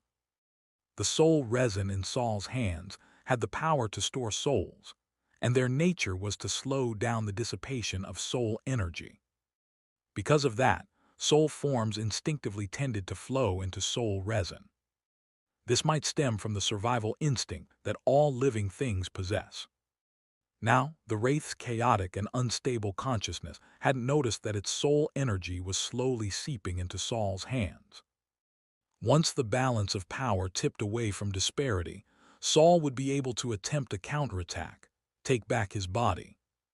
But for now, with his consciousness cast out, Saul couldn't control his own body, nor speed up the soul extraction process. So whether the Wraith could be separated, whether he could succeed in turning the tables, it was all an unknown. Turning theory into reality always comes with a high risk of failure. The silent diary beneath him was what gave Saul most of his confidence. And now what he needed was to wait for the right opportunity. With nothing else to do, Saul simply sat cross-legged on the hardcover book, watching the Wraith-controlled body walk toward the tunnel's entrance. Leisurely, like watching a play. As if he'd forgotten, if he lost this battle he would die completely, becoming food for the Wraith. Right then, a group of people suddenly stumbled into the cave and came face to face with Saul and the Wraith. Saul straightened a bit, examining the group across from him. At the front stood a muscular man, wrapped in a silver material from head to toe, like a giant of steel. Herman, with his silver skin, turned and ordered his subordinates, "Don't let the Wizard Tower people inside. If they can't satisfy the head monsters, toss a few more out there." After giving the cold-blooded command, he asked a nearby third-rank apprentice, "Have you contacted the captain?" The apprentice clutched a fist-sized eyeball, answering anxiously, "No. The head monsters seem to distort the field." Herman grabbed him by the collar, lifting him. "Of course they do. Why else do you think you couldn't see them at first? Find the stable window in the distortion field, send the signal fast. We have to contact a true wizard if we want to leave. Damn." Before he could finish, Herman turned his head and saw Saul standing in the darkness. A rare flash of joy crossed Herman's eyes. Whoosh! Herman turned into silver light and instantly appeared in front of Saul, but stopped just short. "Kid, were you abandoned by your teammates? Why are you just now coming out from underground?" Herman gripped Saul by the neck, his fingers applying just enough pressure to choke, but not snap, his windpipe. To have killed one of the heads of the 8-headed slave, and repeatedly picked the safest escape routes underground, this can't just be luck. Saul squinted slightly, taking a moment to understand what Herman was saying. But before he could speak, Herman suddenly flung him toward his subordinates. Watch him. When we're back, I want to dissect him personally." Saul landed at an apprentice's feet. The apprentice crouched down immediately, green vines sprouting from his palm, trying to bind Saul's neck. But the vibrant vines withered and turned yellow the moment they touched Saul's skin, instantly crumbling away. The apprentice was still shocked by his spell failing when Saul suddenly raised a hand and pressed it against the apprentice's face, then pulled. A white phantom was violently ripped from the apprentice's face.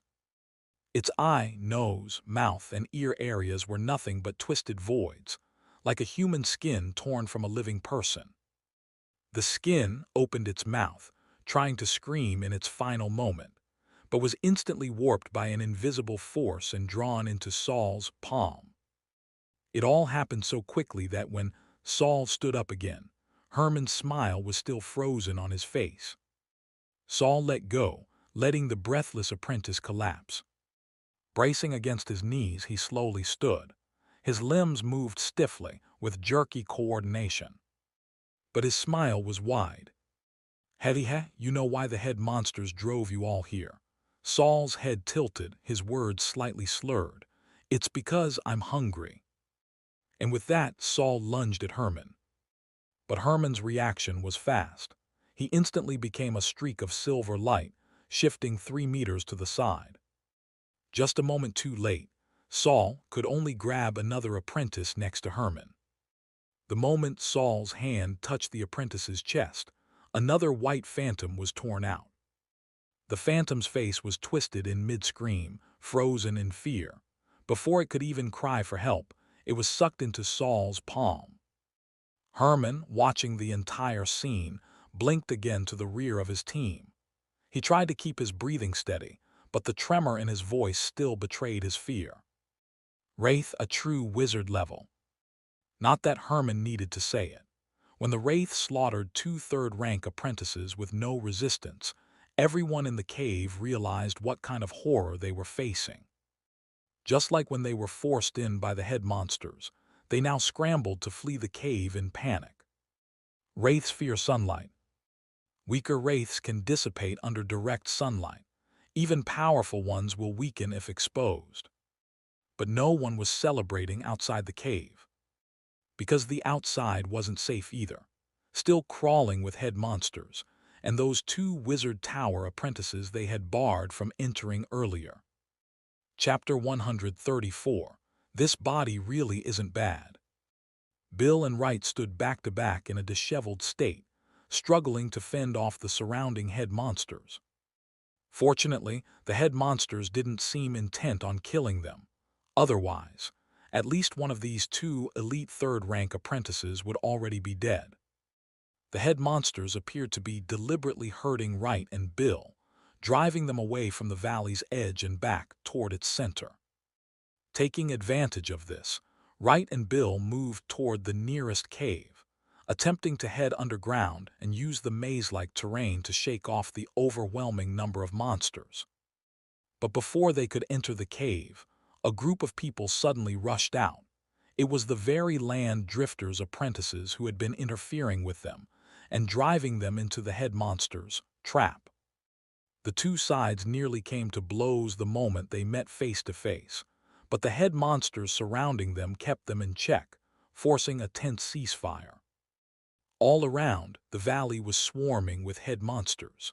Once everyone had been driven back to the cave at the valley's bottom, the monsters formed a massive ring and began piling atop one another. The countless human faces stacked high, forming a towering wall that resembled the bleachers of a coliseum, like bloodthirsty spectators, eyes glowing red, saliva flying as they fixated on the trapped prey within. As they watched the wall of faces rise higher and higher, a heavy sense of helplessness settled over the trapped apprentices. Herman. Wright spotted the panicked figure of Herman fleeing and gritted his teeth in fury. Wright was covered in a mixture of mud, sand, and blood, his injuries far from light. He and Bill had already been driven back into the valley by the swarming head monsters, a humiliating situation. But when they ran into the land drifters, That bastard Herman hadn't tried to escape with them. Instead, he ambushed them. Herman's sudden attack had caused Wright to fall into the sea of head monsters, nearly costing him his life. Later, Herman even ordered his men to block Wright and Bill's escape into the underground, leaving them caught between enemies on both sides and severely injured. Now that the head monsters had momentarily ceased their attacks, Wright finally had the chance to glare at Herman in pure rage. But before his anger could turn into curses, a powerful and icy aura spread from the cave Herman and the others had just fled. Wright and Bill instinctively looked toward the cave and realized that, in their panic, they had been driven back to the same entrance. Back to the exit they had just escaped from. Their eyes met, and a single word echoed in both their minds. Wraith. A hand slowly reached out from the cave, stirring the sunlight. Everyone turned to the cave entrance, their faces frozen in expressions of horror and dread. Just moments ago, the entire valley had echoed with the sounds of battle, but now it had fallen into eerie silence. As Herman and his group fled the cave, the Wraith had only killed 2 of them. But he hadn't rushed to chase down the rest. Instead, he stood still, savoring the lingering taste of those souls with delight. Fresh, complete souls, just as exquisite as I remembered. The Wraith licked his lips and took another step forward. Having absorbed the souls of 2 people, he no longer stumbled. He could now stand steadily. Just one more step, and he'd be in sunlight. The Wraith paused. He seemed wary of sunlight. But when he lowered his gaze to look at his own hands, his eyes flickered with excitement. He walked to the very threshold, where shadow met light, and raised his hand, slowly extending his fingers into the sun. The sunlight bathed his fingertips, but there was no searing pain, only a faint, gentle warmth. The Wraith smiled and continued to extend his hand, then stepped fully into the light, basking in the long-lost brilliance of day. This body really is bad at all. He lifted his head and looked up at the sky. The sunlight hadn't felt this gentle in years. I was just going to casually devour this little apprentice, but who would have thought his body would be so useful? Perhaps I can use this vessel to fully resurrect. The Wraith took another step and stepped on a loose stone. Crack! The stone shattered underfoot, the sound echoing clearly through the eerily silent Hanging Hand Valley. And it shattered the frozen stillness as well. Saul, Wright had been staring at the cave, and now looked in disbelief at the person walking out. Seeing Saul, the one Herman's group now feared, he didn't know whether to feel sorrow or fear. When Bill had told him to use earth spikes to seal the cave entrance, Wright hadn't seen Saul and suspected he might not have made it. Yet now, after abandoning Saul, they'd been forced back to the same spot by the head monsters, and saw Saul strolling out unhurriedly. Fate was a cruel joke. Even more shocked than Wright was Bill. His entire body was purple from the aftereffects of overusing poisonous wizardry. He looked utterly miserable. You're still alive," Bill said hoarsely, blood seeping from the corner of his mouth. The Wraith watched their reactions like a spectator enjoying a comedy. He didn't immediately start a massacre, but instead smirked and said slowly, "You should say I'm alive." The hoarse, youthful voice was like a spark to a fuse, instantly triggering the head monster wall. A deafening cheer rang out.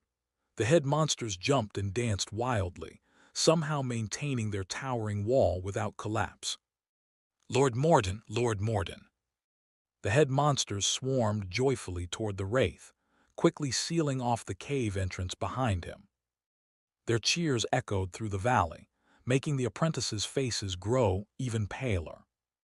Bill and Wright exchanged glances, both feeling bitterness on their tongues. They now fully understood. This was Saul anymore, but a Wraith that had somehow successfully possessed Saul's body. And this wasn't some simple corpse puppeteering. It was a far deeper kind of possession. Somehow, Saul's body was allowing the Wraith to avoid the sun's destruction. What was supposed to be a bait to slow the Wraith's escape had instead helped it break free, and now they faced an even more terrifying crisis. Did Bill regret it? Regardless, he and Wright could only remain on high alert, watching both the Wraith and the head monsters behind them as their minds raced for a way out. Meanwhile, the Wraith narrowed his eyes, savoring the head monster's praise. He took another step forward and looked at the terrified, disbelieving faces around him. Well then, who should I eat first? He casually strolled toward a female apprentice. The others scattered quickly. The girl backed away in terror, only to bump straight into the towering wall of head monsters. The Wraith lifted the corner of his mouth. "This one's a gift for you." Woohoo! The head monsters cheered wildly and lunged forward, swallowing the girl whole in a tide of flesh and faces. A gap briefly appeared in the monster wall. A sharp-eyed apprentice immediately tried to escape through it, but as he reached the spot, the head monsters had already leapt back into place, sealing the breach. All that remained on the ground was the girl's head and a pair of slender legs. The most terrifying part, her eyes were still open, staring down at where her neck and ankles met seamlessly. Then she began to wail. The apprentice who had dashed forward stumbled backward in fright. His arms flailed instinctively and struck something solid. He turned and saw a gray, semi-transparent hand, so clear he could see the bones inside, pressing directly against his face. Then his white soul was pulled from his body. The Wraith's face lit up in ecstasy as he absorbed the soul through his palms. Then he slowly turned to face the others. Finally, one apprentice snapped and launched a desperate flurry of attacks. But the low-tier spells crumbled and vanished the moment they neared the Wraith. "We must all attack together." Herman could no longer worry about silencing witnesses. He shouted across to Bill and Wright, "If we don't kill the Wraith, none of us are getting out alive." As much as they hated each other, now wasn't the time to dwell on grudges. Apprentice wizards weren't the type to let emotion cloud reason. Bill agreed immediately. "Fine, have your people buy us some time." Low-tier spells were useless against a Wraith on par with a true wizard. Only by combining their power to cast high-tier spells might they stand a chance at survival. Chapter 135. Let me handle this. Herman immediately made a cruel decision. He spoke to the remaining third-rank apprentice beside him. "The Wraith's consciousness is unclear. You throw someone to it so it can absorb their spirit and divert its attention." The remaining third-rank apprentice paused for a moment but quickly responded, "Understood." Herman's order was not made with any consideration for his subordinates. The men surrounding him immediately showed expressions of terror. Some quick-witted apprentices turned to flee, but found that dark green vines were sprouting from the ground, tightly coiling around their legs. One of the vines suddenly lashed out at the Wraith, directly throwing a low-level apprentice in front of it. The Wraith, presented with food, didn't hesitate and easily tore out the apprentice's soul, beginning to chew and digest. Seeing that the Wraith had indeed been momentarily occupied by the low-level apprentice, Herman, Bill, and Wright all breathed a sigh of relief. Without hesitation, they immediately began preparing their second-tier spells. However, just as Wright was about to channel his mental energy, Bill kicked him. Wright turned to look, only to hear Bill's telepathic communication. Wright's eyes flickered for a moment. Then he resumed pretending to prepare his spell. The low-level apprentices who had not been ensnared by the vines also felt panic. They knew that if all the apprentices currently captured died, it would be their turn next. Under constant oppression, no one dared to defy Herman, but not everyone was willing to just wait for death. Some began to force their way through the head monster barricade. They threw whatever potions and scrolls they had, recklessly hurling them at the Wraith and the head monsters. but the low-level potions and scrolls were ineffective against the Wraith. Moreover, most of the apprentices were too poor to have more than a couple of items on them. The apprentices attacking the head monster did manage to kill a few of them, but then they were devoured by the remaining monsters, leaving only their heads and feet behind, which transformed into new head monster. Even more terrifying, these newly born head monster, after a brief moment of confusion, slowly began to move, facing other living people and leaving behind a trail of greedy drool. Enemy numbers plus N. This time, no one dared to move recklessly. They did their best to stay away from the Wraith, the cold-blooded third-rank apprentices, and the excited, howling head monster. They could only shrink their remaining space little by little, hoping they wouldn't be the next bait. Meanwhile, the real Saul remained seated on his diary, watching the apprentices die one by one with no emotional reaction. When he saw the Wraith using his hands to absorb the souls of others, he only thought, after devouring so many souls, he wondered if the Wraith's consciousness would become even more chaotic. Keep absorbing, Saul thought. Complete souls can indeed boost your strength, but the conflicting thoughts you're absorbing will certainly affect your consciousness. Maybe I won't even need to act. Your power will collapse on its own. Heselu. Saul and the Wraith both laughed at the same time. At first, their laughter was disordered, but as it went on, their rhythms aligned more and more. It sounded as though only one person was laughing. Suddenly, the diary under Saul's bottom flipped open. Saul was momentarily unaware and nearly fell to the ground. Luckily, just in time, he regained his balance and grabbed the hard cover of the diary with both hands. When Saul climbed back onto the open diary, he noticed that several lines of text had appeared on the page. April 20th, year 316 of the lunar calendar. Separation of the soul, what a fascinating experience. But it's easy to leave, hard to return. A chaotic Wraith is having its way with your body. Yet the spirits it's absorbing are of such poor quality. They can't even threaten its main consciousness's dominance. You need to add some fuel to the fire. Otherwise, you'll easily lose the battle of Will's Tilda. Saul immediately looked at the Wraith, confirming that although it occupied his body, it still couldn't see the diary, so he felt at ease and continued reading the text. The white paper of the diary was delicate and smooth, like the skin of a baby. Saul's fingers brushed across the white paper, leaving no trace behind. Saul's expression turned serious as he looked up, just in time to see the Wraith absorb another apprentice. Hey, what's the point of eating those inferior souls? Saul pointed to Herman, Bill, and Wright, shouting to his head, "Look, those three are the real delicacies. Go eat them." The Wraith paused its actions, turning its head in confusion but saw nothing. At that moment, another unlucky soul was tossed to the Wraith, distracting its attention. No matter how much Saul called, there was no response. Just as Saul was thinking about how to influence the Wraith's actions, Herman and the others' spells were almost ready. They looked at the Wraith, their eyes full of desperate determination. However, at this moment, the Wraith seemed to sense the danger. It lifted its head and cast a venomous glare at the three strongest magical signatures. As they were about to unleash their most powerful spells, the Wraith suddenly opened its mouth and let out a piercing, mournful screech. This screech created a visible shockwave that swept over everyone at an alarming speed.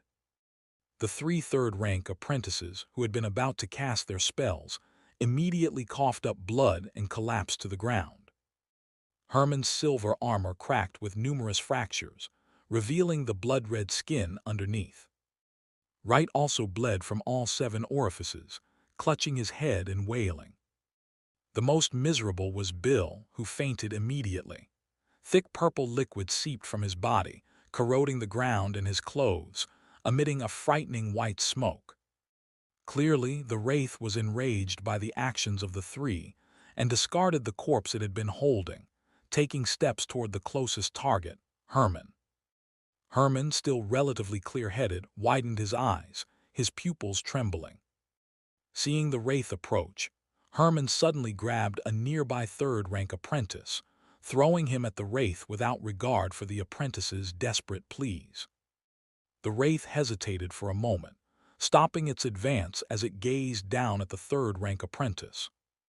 Damn it, Saul couldn't stand it any longer.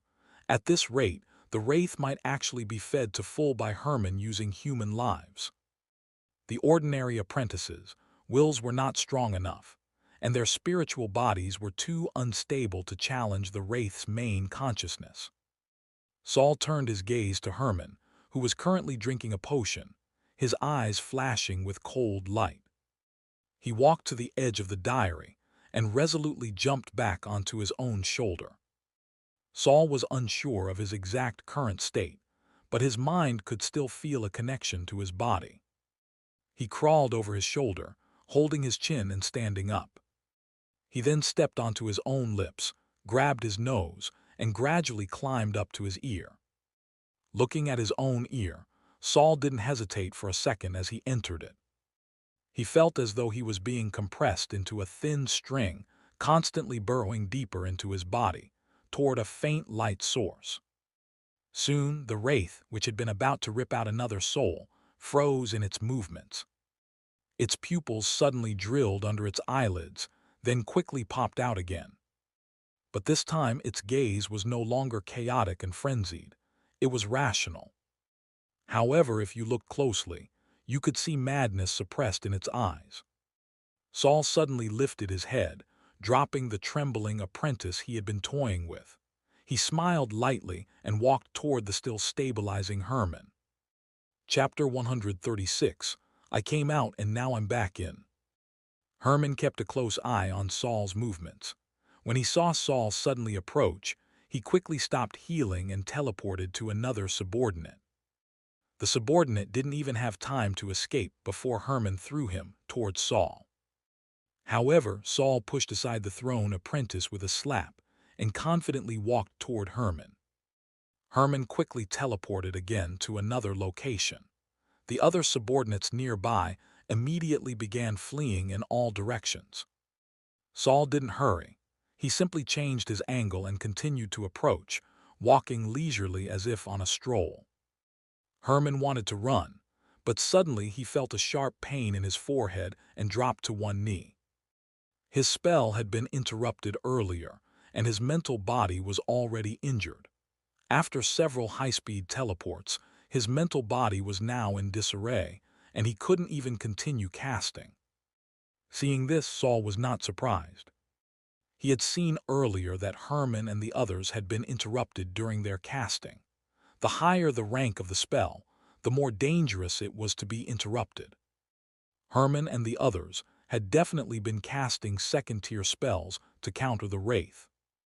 Although the damage caused by interrupting the spell could be treated with potions, the mental disarray wasn't so easily healed.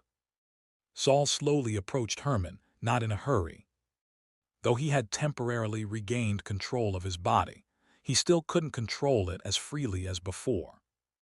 It felt as if there was a barrier between him and his body, and he couldn't even clearly sense the 5 senses from his physical form.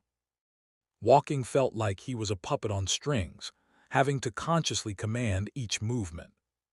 But this did not stop Saul from approaching Herman. Even though Saul walked slowly, no one came to help Herman escape. Everyone watched as Saul drew closer to Herman. Even the head monsters quieted down, each one staring intently, eagerly awaiting the two to meet, saliva dripping from their mouths in excitement. Just as Saul reached Herman, the seemingly immobile Herman suddenly looked up, drew a rusty dagger from his chest, and stabbed toward Saul. When Saul saw the dagger, he knew there was no way to avoid it. He didn't try to dodge, but instead suddenly shrank back, returning control of his body to the wraith, which was about to break free. Herman thought the wraith would either dodge or resist, but it didn't move.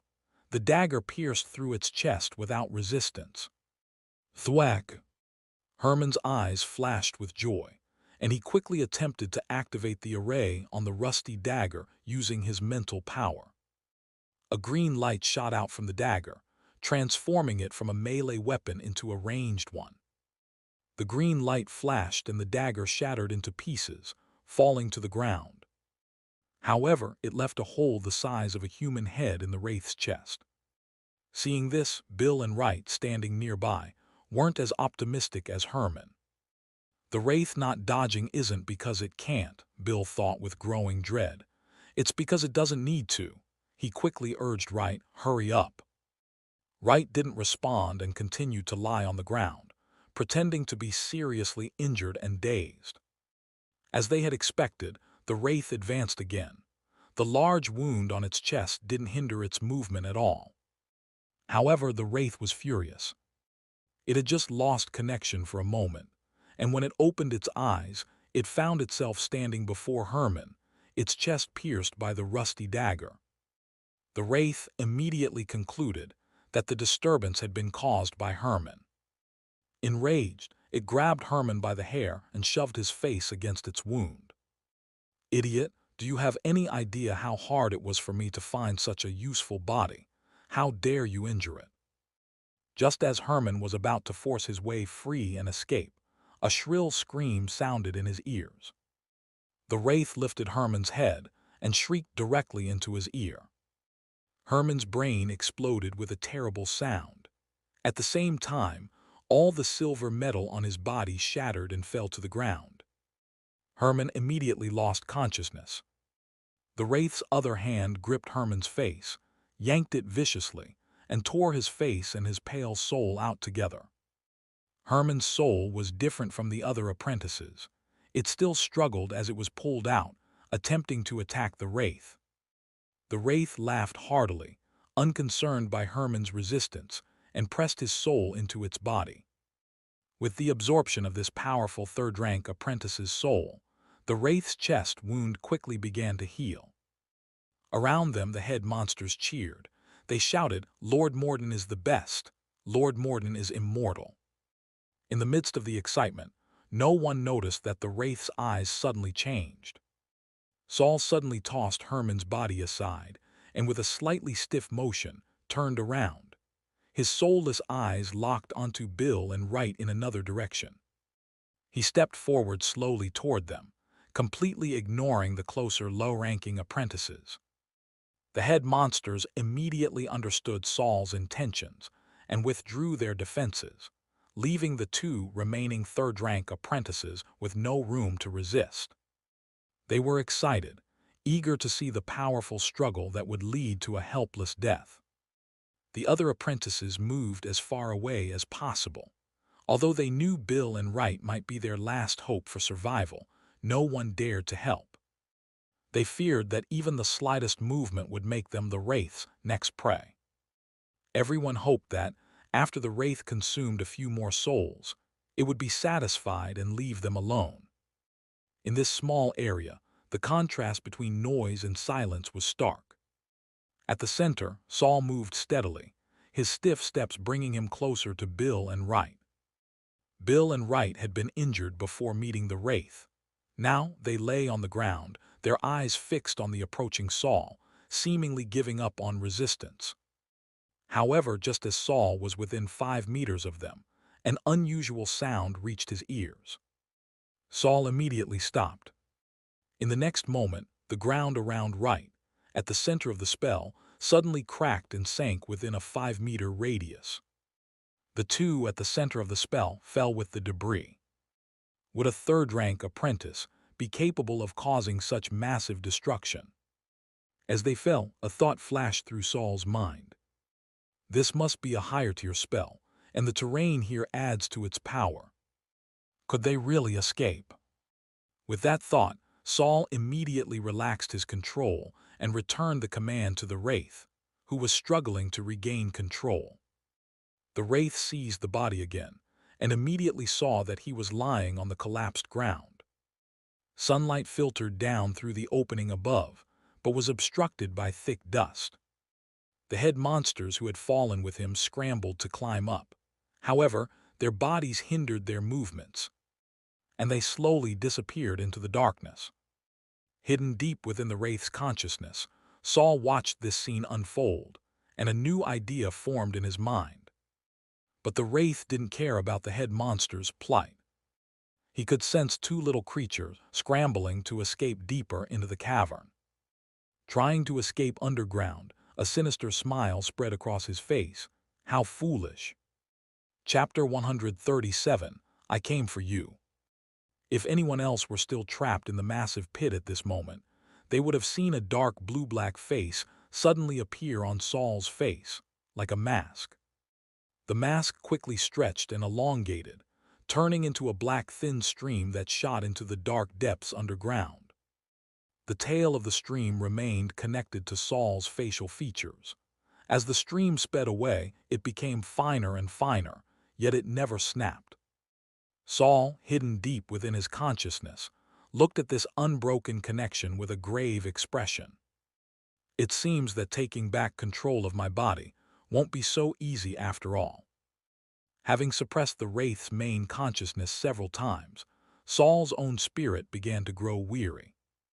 Even though Saul could absorb the Wraith's energy using soul resin, and despite the body having a natural compatibility with Saul's soul, this battle for survival was not going to be easy. In fact, it could be said to be incredibly difficult. Just as Saul once again realized the grim odds of his gamble, the black thin stream that had flown into the dark pit finally returned. It rapidly shrank, and its tip appeared before Saul's eyes. The originally dark blue ghost face split in two, forming two identical human faces. The mouths of these faces opened wide, each biting down on a person. It was Bill and Wright who were running away. At this moment, both of them were in a miserable state. Wright had been bitten on his calf and was dragged back across the ground, leaving a long trail of blood mixed with dirt. Ice crystals had already formed on the wound and extended in both directions. Bill fared worse. For some unknown reason, he had been bitten by the ghost face on his throat.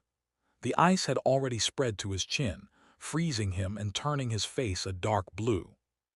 He struggled to tear at the ghost face, but he could not touch the Wraith at all, so he desperately tried to scrape off the ice from around his neck. But every time he scraped off a bit of ice, more ice crystals would form.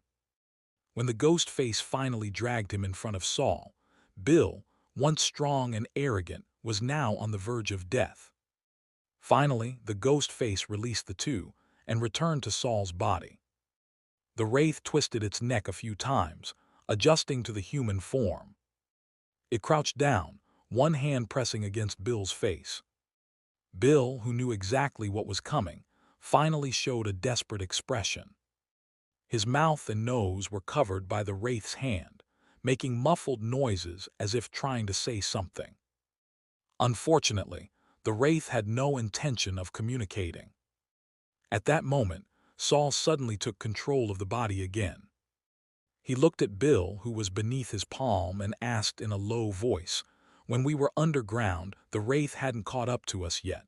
Why did you lead me to the left passage? Why did you sacrifice me?" Bill's pupils contracted like needle tips, staring at Saul in disbelief. Wright, who was nearby, also heard Saul's question, and the slightly movable Wright suddenly sat up. "Why you are Saul?" Wright's voice was filled with shock and a hint of joy. But Saul did not respond to Wright. He simply asked again, "Why?" Bill's eyes began to flicker. He moved his mouth as if trying to explain. But Saul fixed his gaze on Bill's eyes, suddenly letting out a laugh. "It seems you don't plan to tell the truth." As soon as the words left Saul's mouth, Bill watched in shock as the expression in front of him abruptly changed. The smile twisted into something monstrous. Bill's eyes widened, and it was as if he suddenly understood something, but he had no time to say anything. The Wraith ripped his soul out. Bill's soul wasn't as solid or clear as Herman's, but it still struggled. He was unwilling. It had been nothing more than a test journey, but now it had become his end. Bill tried to escape, abandoning his own body. Since Saul could control and wraith, why couldn't he? Unfortunately, Bill, who had no deep understanding of soul studies, failed to realize that simply trying to escape would only drain his fragile soul. Wright, watching from the side, saw Bill being swallowed by the wraith's body. In extreme fear, Wright was briefly able to calm down. This wraith can't possibly be Saul. Even if he became an wraith, there's no way he could be this strong right away. After Saul was consumed, his consciousness didn't immediately dissipate. How did he manage to hang on until now? How did he do it? Unfortunately, although Wright was skilled in earth-based magic which had buried many people, he had never dealt with soul entities. His low-tier spells designed to strike wraiths were ineffective against the enemy before him. As the wraith was about to devour Bill's soul, Wright quickly began to recall, if Saul can do it, there's no reason I can't. Saul is still weak. He must have exploited some loophole. The danger comes from the unknown, Wright think. That's right, this is Hanging Hands Valley. The wraith is known as Lord Morden. I remember seeing this name in the intelligence about Hanging Hands Valley. He is. As Wright was about to have a sudden realization, the wraith let out a long breath and discarded Bill's corpse. But after dealing with Bill, the wraith did not immediately focus on Wright. Instead, it stood there, a crazy expression appearing on its face for the first time, as if it was thinking. The wraith had always been aware that it had become so strong because it had continued to devour other wraiths, vengeful spirits, and even soul fragments underground. This had caused its consciousness to become disordered, sometimes lucid, sometimes mad. But since it accidentally occupied this boy's body, its consciousness had gradually restored, and rationality was starting to take over. However, during this short time, it had experienced multiple breaks in its consciousness. This was absolutely abnormal. The wraith slowly curled its lips. Since it had discovered it, then the problem was no longer a problem. Has it been a result of devouring too many souls in a short time? HMPH, restless ones. Upon hearing these words, Saul, hidden in the consciousness, smirked, then directly withdrew his consciousness and settled back onto his diary. For now, he left the body to those confused consciousnesses. The wraith slowly turned to Wright. Wright, who had not yet remembered anything related to Morden, tried to retreat, but one of his legs was firmly grasped, and he could no longer move. His mental and magical energies were exhausted, and none of the items he had left could cause harm to the wraith. Next life, I'll definitely study harder. The wraith glanced at the already desperate man and sneered. Since there are too many souls, I'll just kill you. I'll do you a favor. The wraith raised its hand, ice crystals forming at its fingertips. At that moment, Lord Morden. It wasn't the voice of the head monsters. The wraith looked up and saw a figure suddenly appear behind Wright. This person was familiar to him. He had appeared during the soul storm underground. However, after reaching the surface, he had disappeared without a trace. Byron, Wright, who had been waiting for death, suddenly heard the familiar voice from behind him. But when he turned to look, he realized that it was just Byron's projection. He quickly looked down and saw that the blue communication device in his hand was glowing. Byron, when did he? The wraith stepped forward, kicking Wright down and naturally stepping on him. Are you here to save him? Byron slowly shook his head. Actually, Lord Morden, I came for you. Chapter 138, Is He Lying? Hey ha! The wraith lowered its head, chuckling as it bared its teeth at the trembling Wright. Do you think I'm a fool? Saul, hidden in the mental body, actually felt a sense of agreement with the wraith's words. Is Senior Byron lying to the wraith? But how could the wraith believe something like that? Or is Senior Byron just stalling for time? Wright was pinned beneath the wraith's foot, helplessly looking up at Byron, silently praying that the wraith was indeed a fool. In any case, none of the living, dead or half-dead in the room believed what Byron said. Perhaps it was because only Byron's illusion was present, and he appeared so calm. I know you think I'm deceiving you, but I hope you'll give me a few moments. There's a reason I'm here. Your family, the Kema family, is in a marital alliance with our Gorsa wizard tower. Ha, the wraith named Morden let out a short laugh. The Kema Empire didn't collapse after I died, or have my descendants become nothing more than breeding beasts. Byron remained unfazed. After you perished in the Hanging Hands Valley, a great wizard intervened to mediate the war. Although both the Kema and Kina's empires were reduced to duchies, some territories were preserved, and your family was able to continue. Morden still sneered. They'd give up the resources they've gained. Are you trying to deceive a ghost? Saul and right. Byron continued. Because of the Hanging Hands Valley battle, nearly all the wizards in the western region perished, and other forces from continents took the opportunity to enter the west and divide the resources. To maintain stability, various factions signed the Western Treaty. Morden's eyes flickered slightly, and he no longer mocked Byron. He seemed to start believing it a little. Byron quickly pressed on.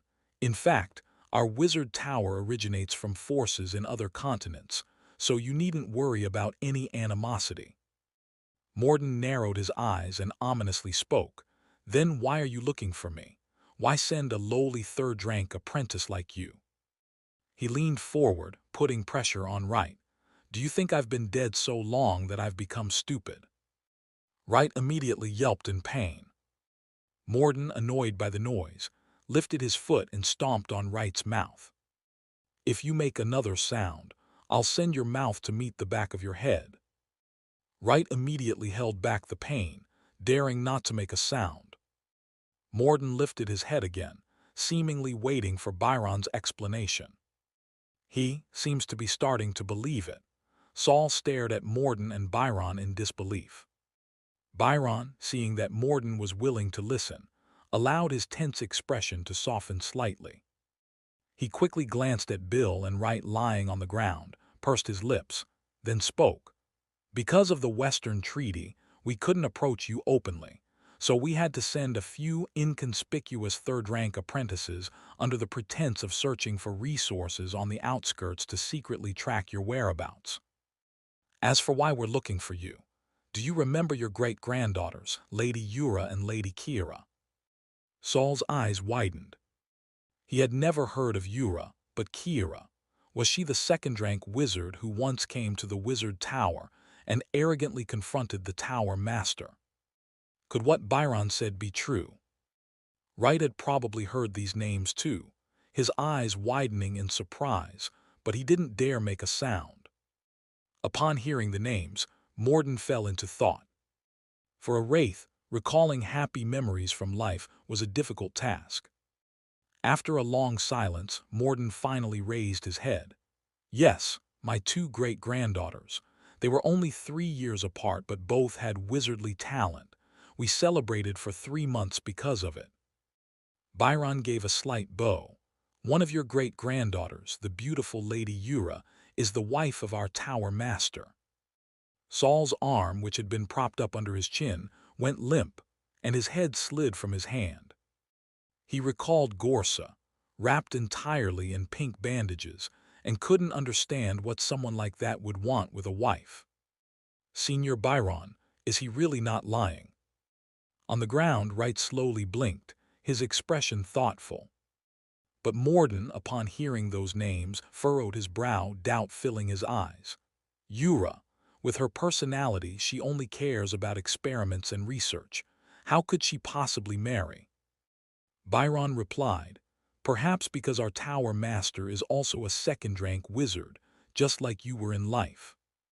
Morden raised an eyebrow. Well, that's certainly impressive. No wonder Yura would have a change of heart. But how do you prove you're not making up a story to deceive me? Byron placed his hand on his chest and gave a solemn bow. For the Kema family and the wizard tower, the The Tower Master instructed me to secretly track your whereabouts. He believes that such a great being as you wouldn't easily disappear. I've been here many times without success, but today I finally encountered you. However, I have no proof, because this matter cannot be known by outsiders." Morden suddenly pressed down with his foot again, causing Wright to tremble in pain, but he didn't dare scream. "Ridiculous! Even if you have no proof, why did you run when you first encountered me underground? And now you show me only an illusion. What are you afraid of?"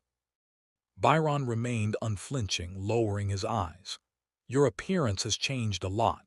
At first I didn't recognize you. It wasn't until later that I realized who you were. As for the illusion, I'm very deep underground. Time is tight, and since I can't fly, I had no choice but to use this method to communicate with you." Morden stared at Byron for a while before finally releasing the pressure on Wright's body.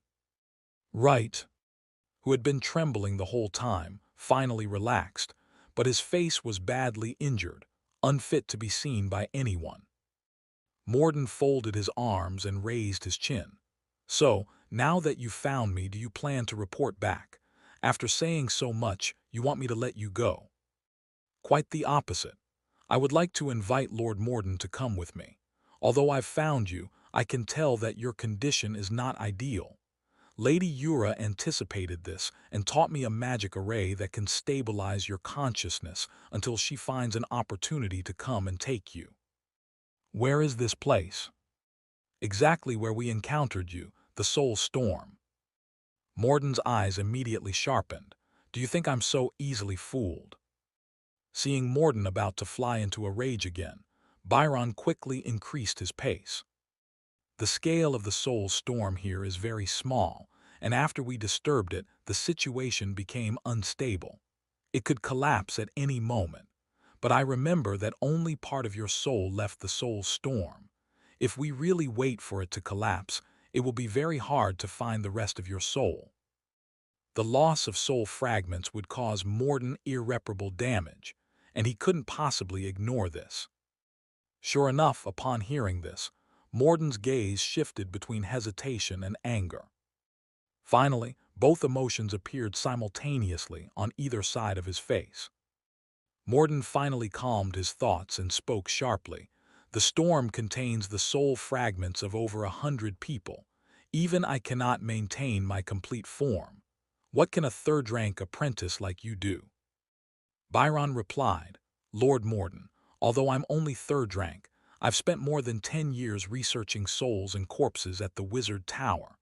I've made some progress in this field, or else Lady Yura wouldn't have sent me, nor would she have entrusted me with this magic array. This array can help you recover the lost fragments of your soul and maintain your stability, so that Lady Yura can come and take you away." Morden finally slowed down. "So it's really Yura who sent you?" "If I wanted to escape, I wouldn't need to use the precious illusion stone to contact you. If I wanted to set a trap to harm you, honestly, I don't even think I could succeed." Seeing that Morden was somewhat moved, Byron hurriedly added fuel to the fire. "Lord Morden, the Soul Storm can't hold on much longer. If you just come over to take a look, you won't lose anything. I'll let you inspect the magic array and decide for yourself whether to proceed." Morden lowered his head, clearly beginning to think it over. Sitting on a journal and watching the scene, Saul stared blankly and tapped the journal under him. "Hey, diary buddy, is this really Senior Byron?" Chapter 139. Knowledge Changes Destiny. Morden was well aware that his state was chaotic. During the Soul Storm, it was difficult for him to even briefly maintain his sanity. He was constantly being shattered, reassembled, shattered again, and reassembled once more. It wasn't until he unconsciously devoured many soul fragments that he slowly regained his awareness and remembered who he was. Even so, having lost part of his soul, Morden often fell into confusion, constantly battling with other consciousnesses for control of his spirit. It wasn't until he accidentally entered the body of this boy that the interference from other consciousnesses was greatly diminished, allowing him to maintain clarity for a longer period of time. If he couldn't recover the missing part of his soul, it would mean that he would never regain his sanity. Once this body rots from death, Morden would return to chaos, never to be awakened again. HMPH down below, no matter what tricks you play, they're useless. But if I find out you've lied to me, I'll make sure you die a miserable death. After saying that, Morden cast a murderous look at Wright, who was lying on the ground, unable to move. Byron noticed and quickly intervened. Lord Morden, this person is also an apprentice of our wizard tower. You can let him come with us. We need help with the magic circle we are drawing. Wright immediately looked at Byron's illusion with tear-filled eyes, never expecting that, at this moment, the other party would save his life. Morden snorted coldly, but didn't actually make a move. Seeing that Morden had agreed to let Wright come along, Byron extinguished the illusion stone in his hand. The bluish stone immediately dimmed and shattered, no longer usable. Byron rubbed his throat, feeling like he had never spoken this much in his life, and his voice felt sore. Nick, who had been standing next to Byron, hesitated and spoke. "Senior Byron, was what you said about the mission true?" Byron glanced at him, made it up. Nick was shocked. He tried to calm himself. He couldn't afford to be too excited right now. But he couldn't help but admire Byron. Byron was so bold, coming up with a lie on the spot to trick the Wraith. The Wraith's consciousness was chaotic, not very smart, but experienced enough not to be easily deceived. Yet Byron spoke so convincingly that even Nick nearly believed him. The story is about the Kemma family, Lady Yura, the marriage alliance, and the Western Treaty. Byron made it all sound so real. The mission was made up, but everything else is true. Before we came, I researched the history of the Hanging Hands Valley many times just in case. I just didn't expect to use it here.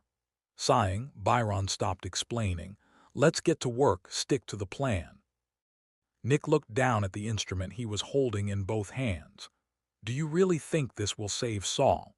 He's been possessed for so long, will his consciousness even still exist?" Byron paused for a moment, then whispered, "We'll do our best. If it doesn't work, he dies, we escape." Nick wasn't sure if Byron truly thought this way, but he was clear that when Morden was conducting the soul fusion, he would focus all his attention and would not be distracted by the outside world. Once the plan changed, they could seize the chance to escape. This was why Nick agreed to join the plan. As long as there was a high chance of escaping safely, he was willing to help Saul. While Byron and Nick prepared, Morden was swiftly moving toward the underground soul storm. Behind him was the stumbling Wright. Saul sat on the diary, watching the Wraith's strides grow larger, faster, and knowing that the Wraith wasn't as calm as it appeared. It seemed Morden was very aware of the consequences of his missing soul. What Byron had set up there was still unclear. Why did he have the confidence to directly confront the Wraith? Saul had almost been deceived by Byron earlier, but he had reacted in time. There was no Lady Yura in the tower. Even if there were a hidden mission, it should have been issued by the Tower Master. And if Byron had such a deep connection with Tower Master Gorsa, he wouldn't have been on the brink of being expelled from the Wizard Tower at the age of 30. But Saul still didn't understand why Byron chose to appear and draw the Wraith's attention instead of sneaking away. Could it be that Senior Byron knows I'm still alive? Saul sat on the diary, rubbing his chin, pondering Byron's intentions. This can't be deduced yet, but if Senior Byron really helps Morden fuse with the missing soul, that would definitely not be in my favor. Should I take back my body now? Saul looked at the hands of his body. The limbs were already filled with spirits, and the various consciousnesses Morden had absorbed were struggling inside his mental form. Although it was a pity that he didn't manage to absorb Wright's consciousness, If Saul initiated a battle for control of his consciousness now, the wraiths Morden killed would likely cause him considerable trouble. Unfortunately, just as this thought crossed his mind, a warning appeared on the diary, telling him that the timing wasn't ripe yet. Not the right timing, still too early, or is there something I haven't considered? Although warned by the diary, Saul in his spirit form wasn't too afraid. While the wraith was on the move, he lowered his head and began to rework the strategy for the battle for control of his consciousness and calculate the success rate. Because the wraith was controlling Saul's body, its movements weren't very quick. Although it could easily abandon Saul's body and run back, it clearly wasn't willing to give up the body that allowed it to walk in the sunlight. With a mind full of questions, Saul followed the wraith until they finally approached the cave where the soul storm was located. The two wraiths and one person passed through a narrow passage and entered a vast space. The space was so large that calling it wide was an understatement. In the center of the cave's floor was a deep, bottomless crack, with darkness so thick that even fire couldn't illuminate it. A small whirlwind, only about a meter in diameter, hung between the crack. This whirlwind was gray-white, devoid of stones or dirt. Though it appeared to have strong winds, it didn't stir even a single grain of sand on the ground. The wind howled, and strange whispers and wails occasionally echoed out, causing dizziness and disorientation. Occasionally, one could see a human face or a hand, trying to escape the storm but quickly being dragged back. Morden stopped when he reached the edge of the crack, looking at the soul storm, a hint of dread flashing in his eyes. This small soul storm had trapped the consciousness and spirits of countless people. Morden had been tormented in it for a long time. If it weren't for his incomplete soul, he wouldn't want to return to this place. After gazing at the soul storm for a while, Morden was sure that Byron hadn't lied to him about the soul storm. The soul storm was indeed unstable now, and some broken souls were even gradually detaching from its pull. If this soul storm truly collapsed, Morden's missing soul would be sent into the unknown underground with the storm's final explosive shock. He shifted his gaze to Byron, who was now no longer an illusion. Upon seeing Morden look at him, he immediately bowed respectfully, his expression becoming increasingly deferential. Next to Byron stood a man, his face expressionless, also bowing with Byron. Saul recognized him. It was Nick, who had been unconscious for so long. Finally, the struggling Wright, who had barely managed to crawl up here, moved slowly to Nick's side. Seeing Wright's disheveled appearance, Nick's gaze flickered slightly, but he didn't show any other reaction.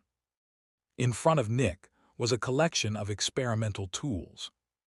Saul noticed that Nick had brought a small electrical sensing device, which, although it lacked the full functionality of an electrical chair, was very portable. Morden looked around and then approached the pile of tools.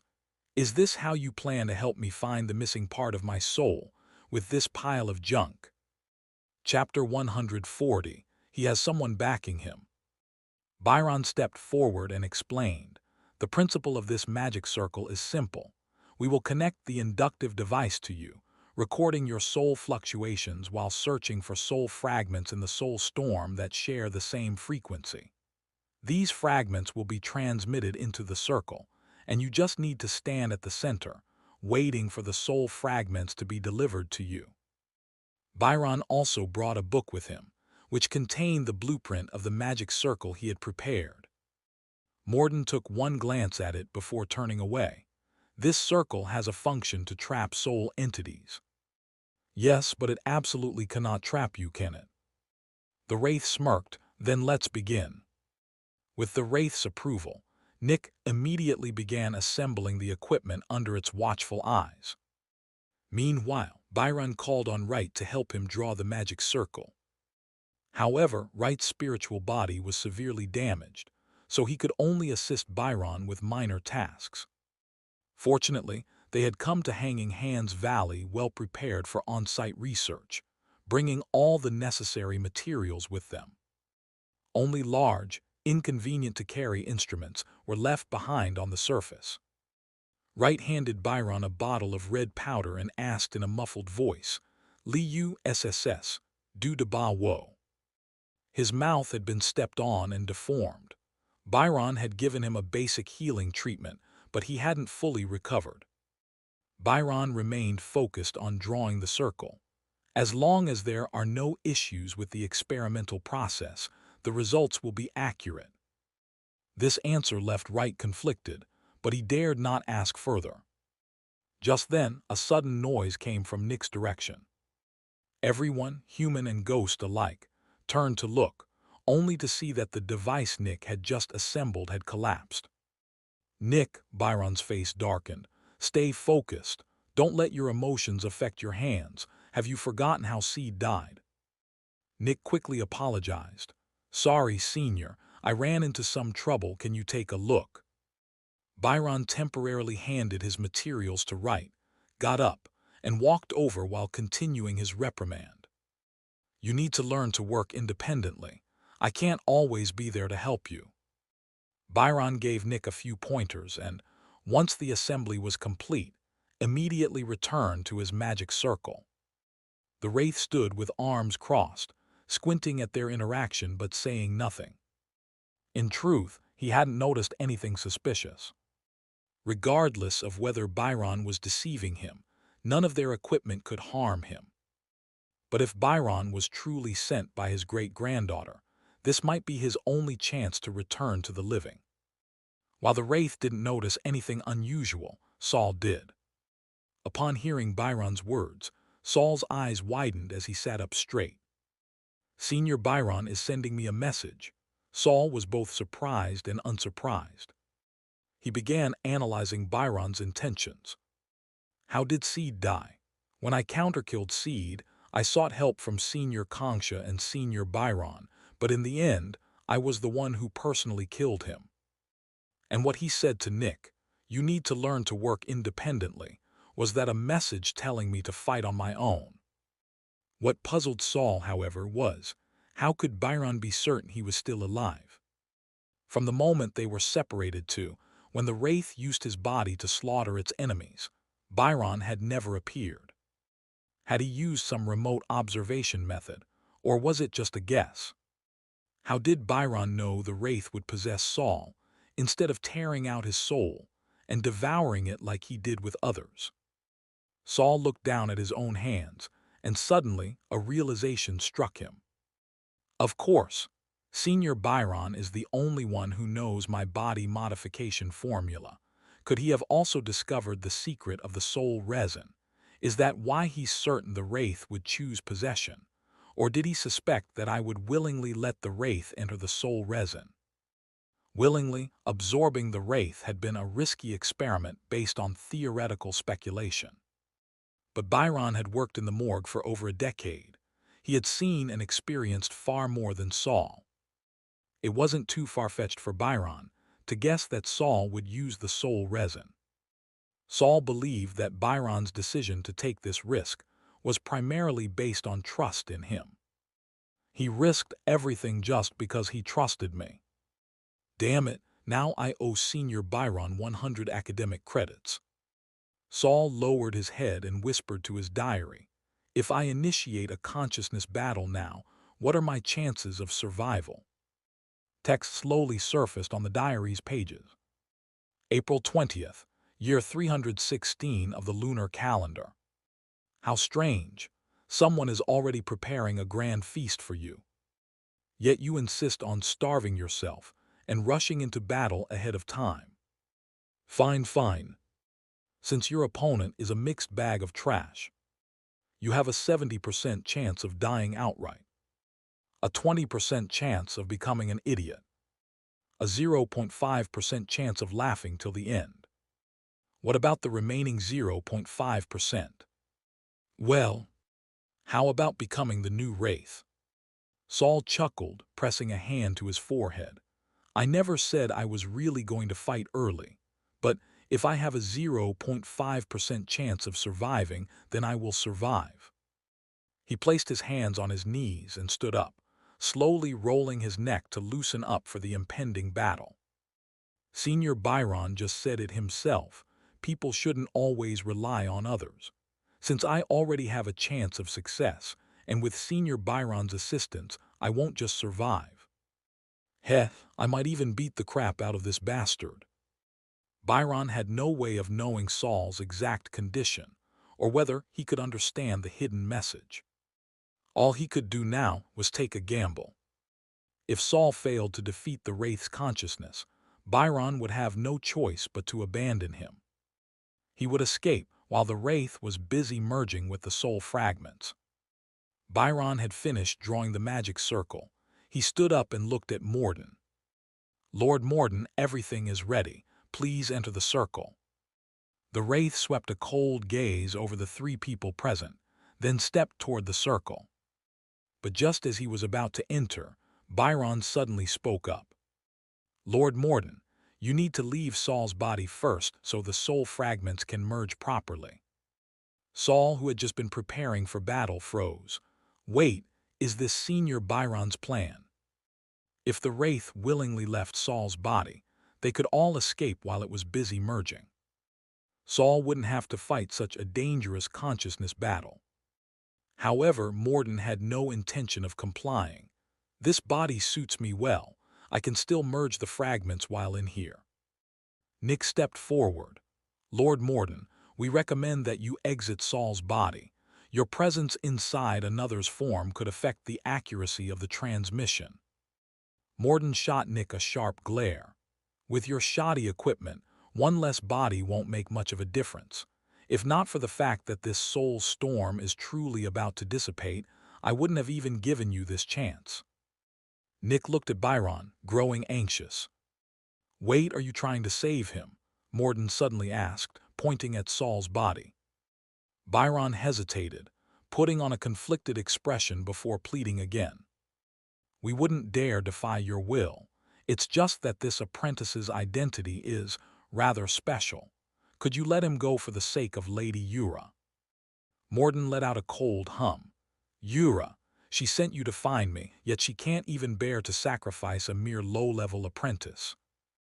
Byron looked even more troubled. "This isn't about Lady Yura. Saul is actually the student of our tower master.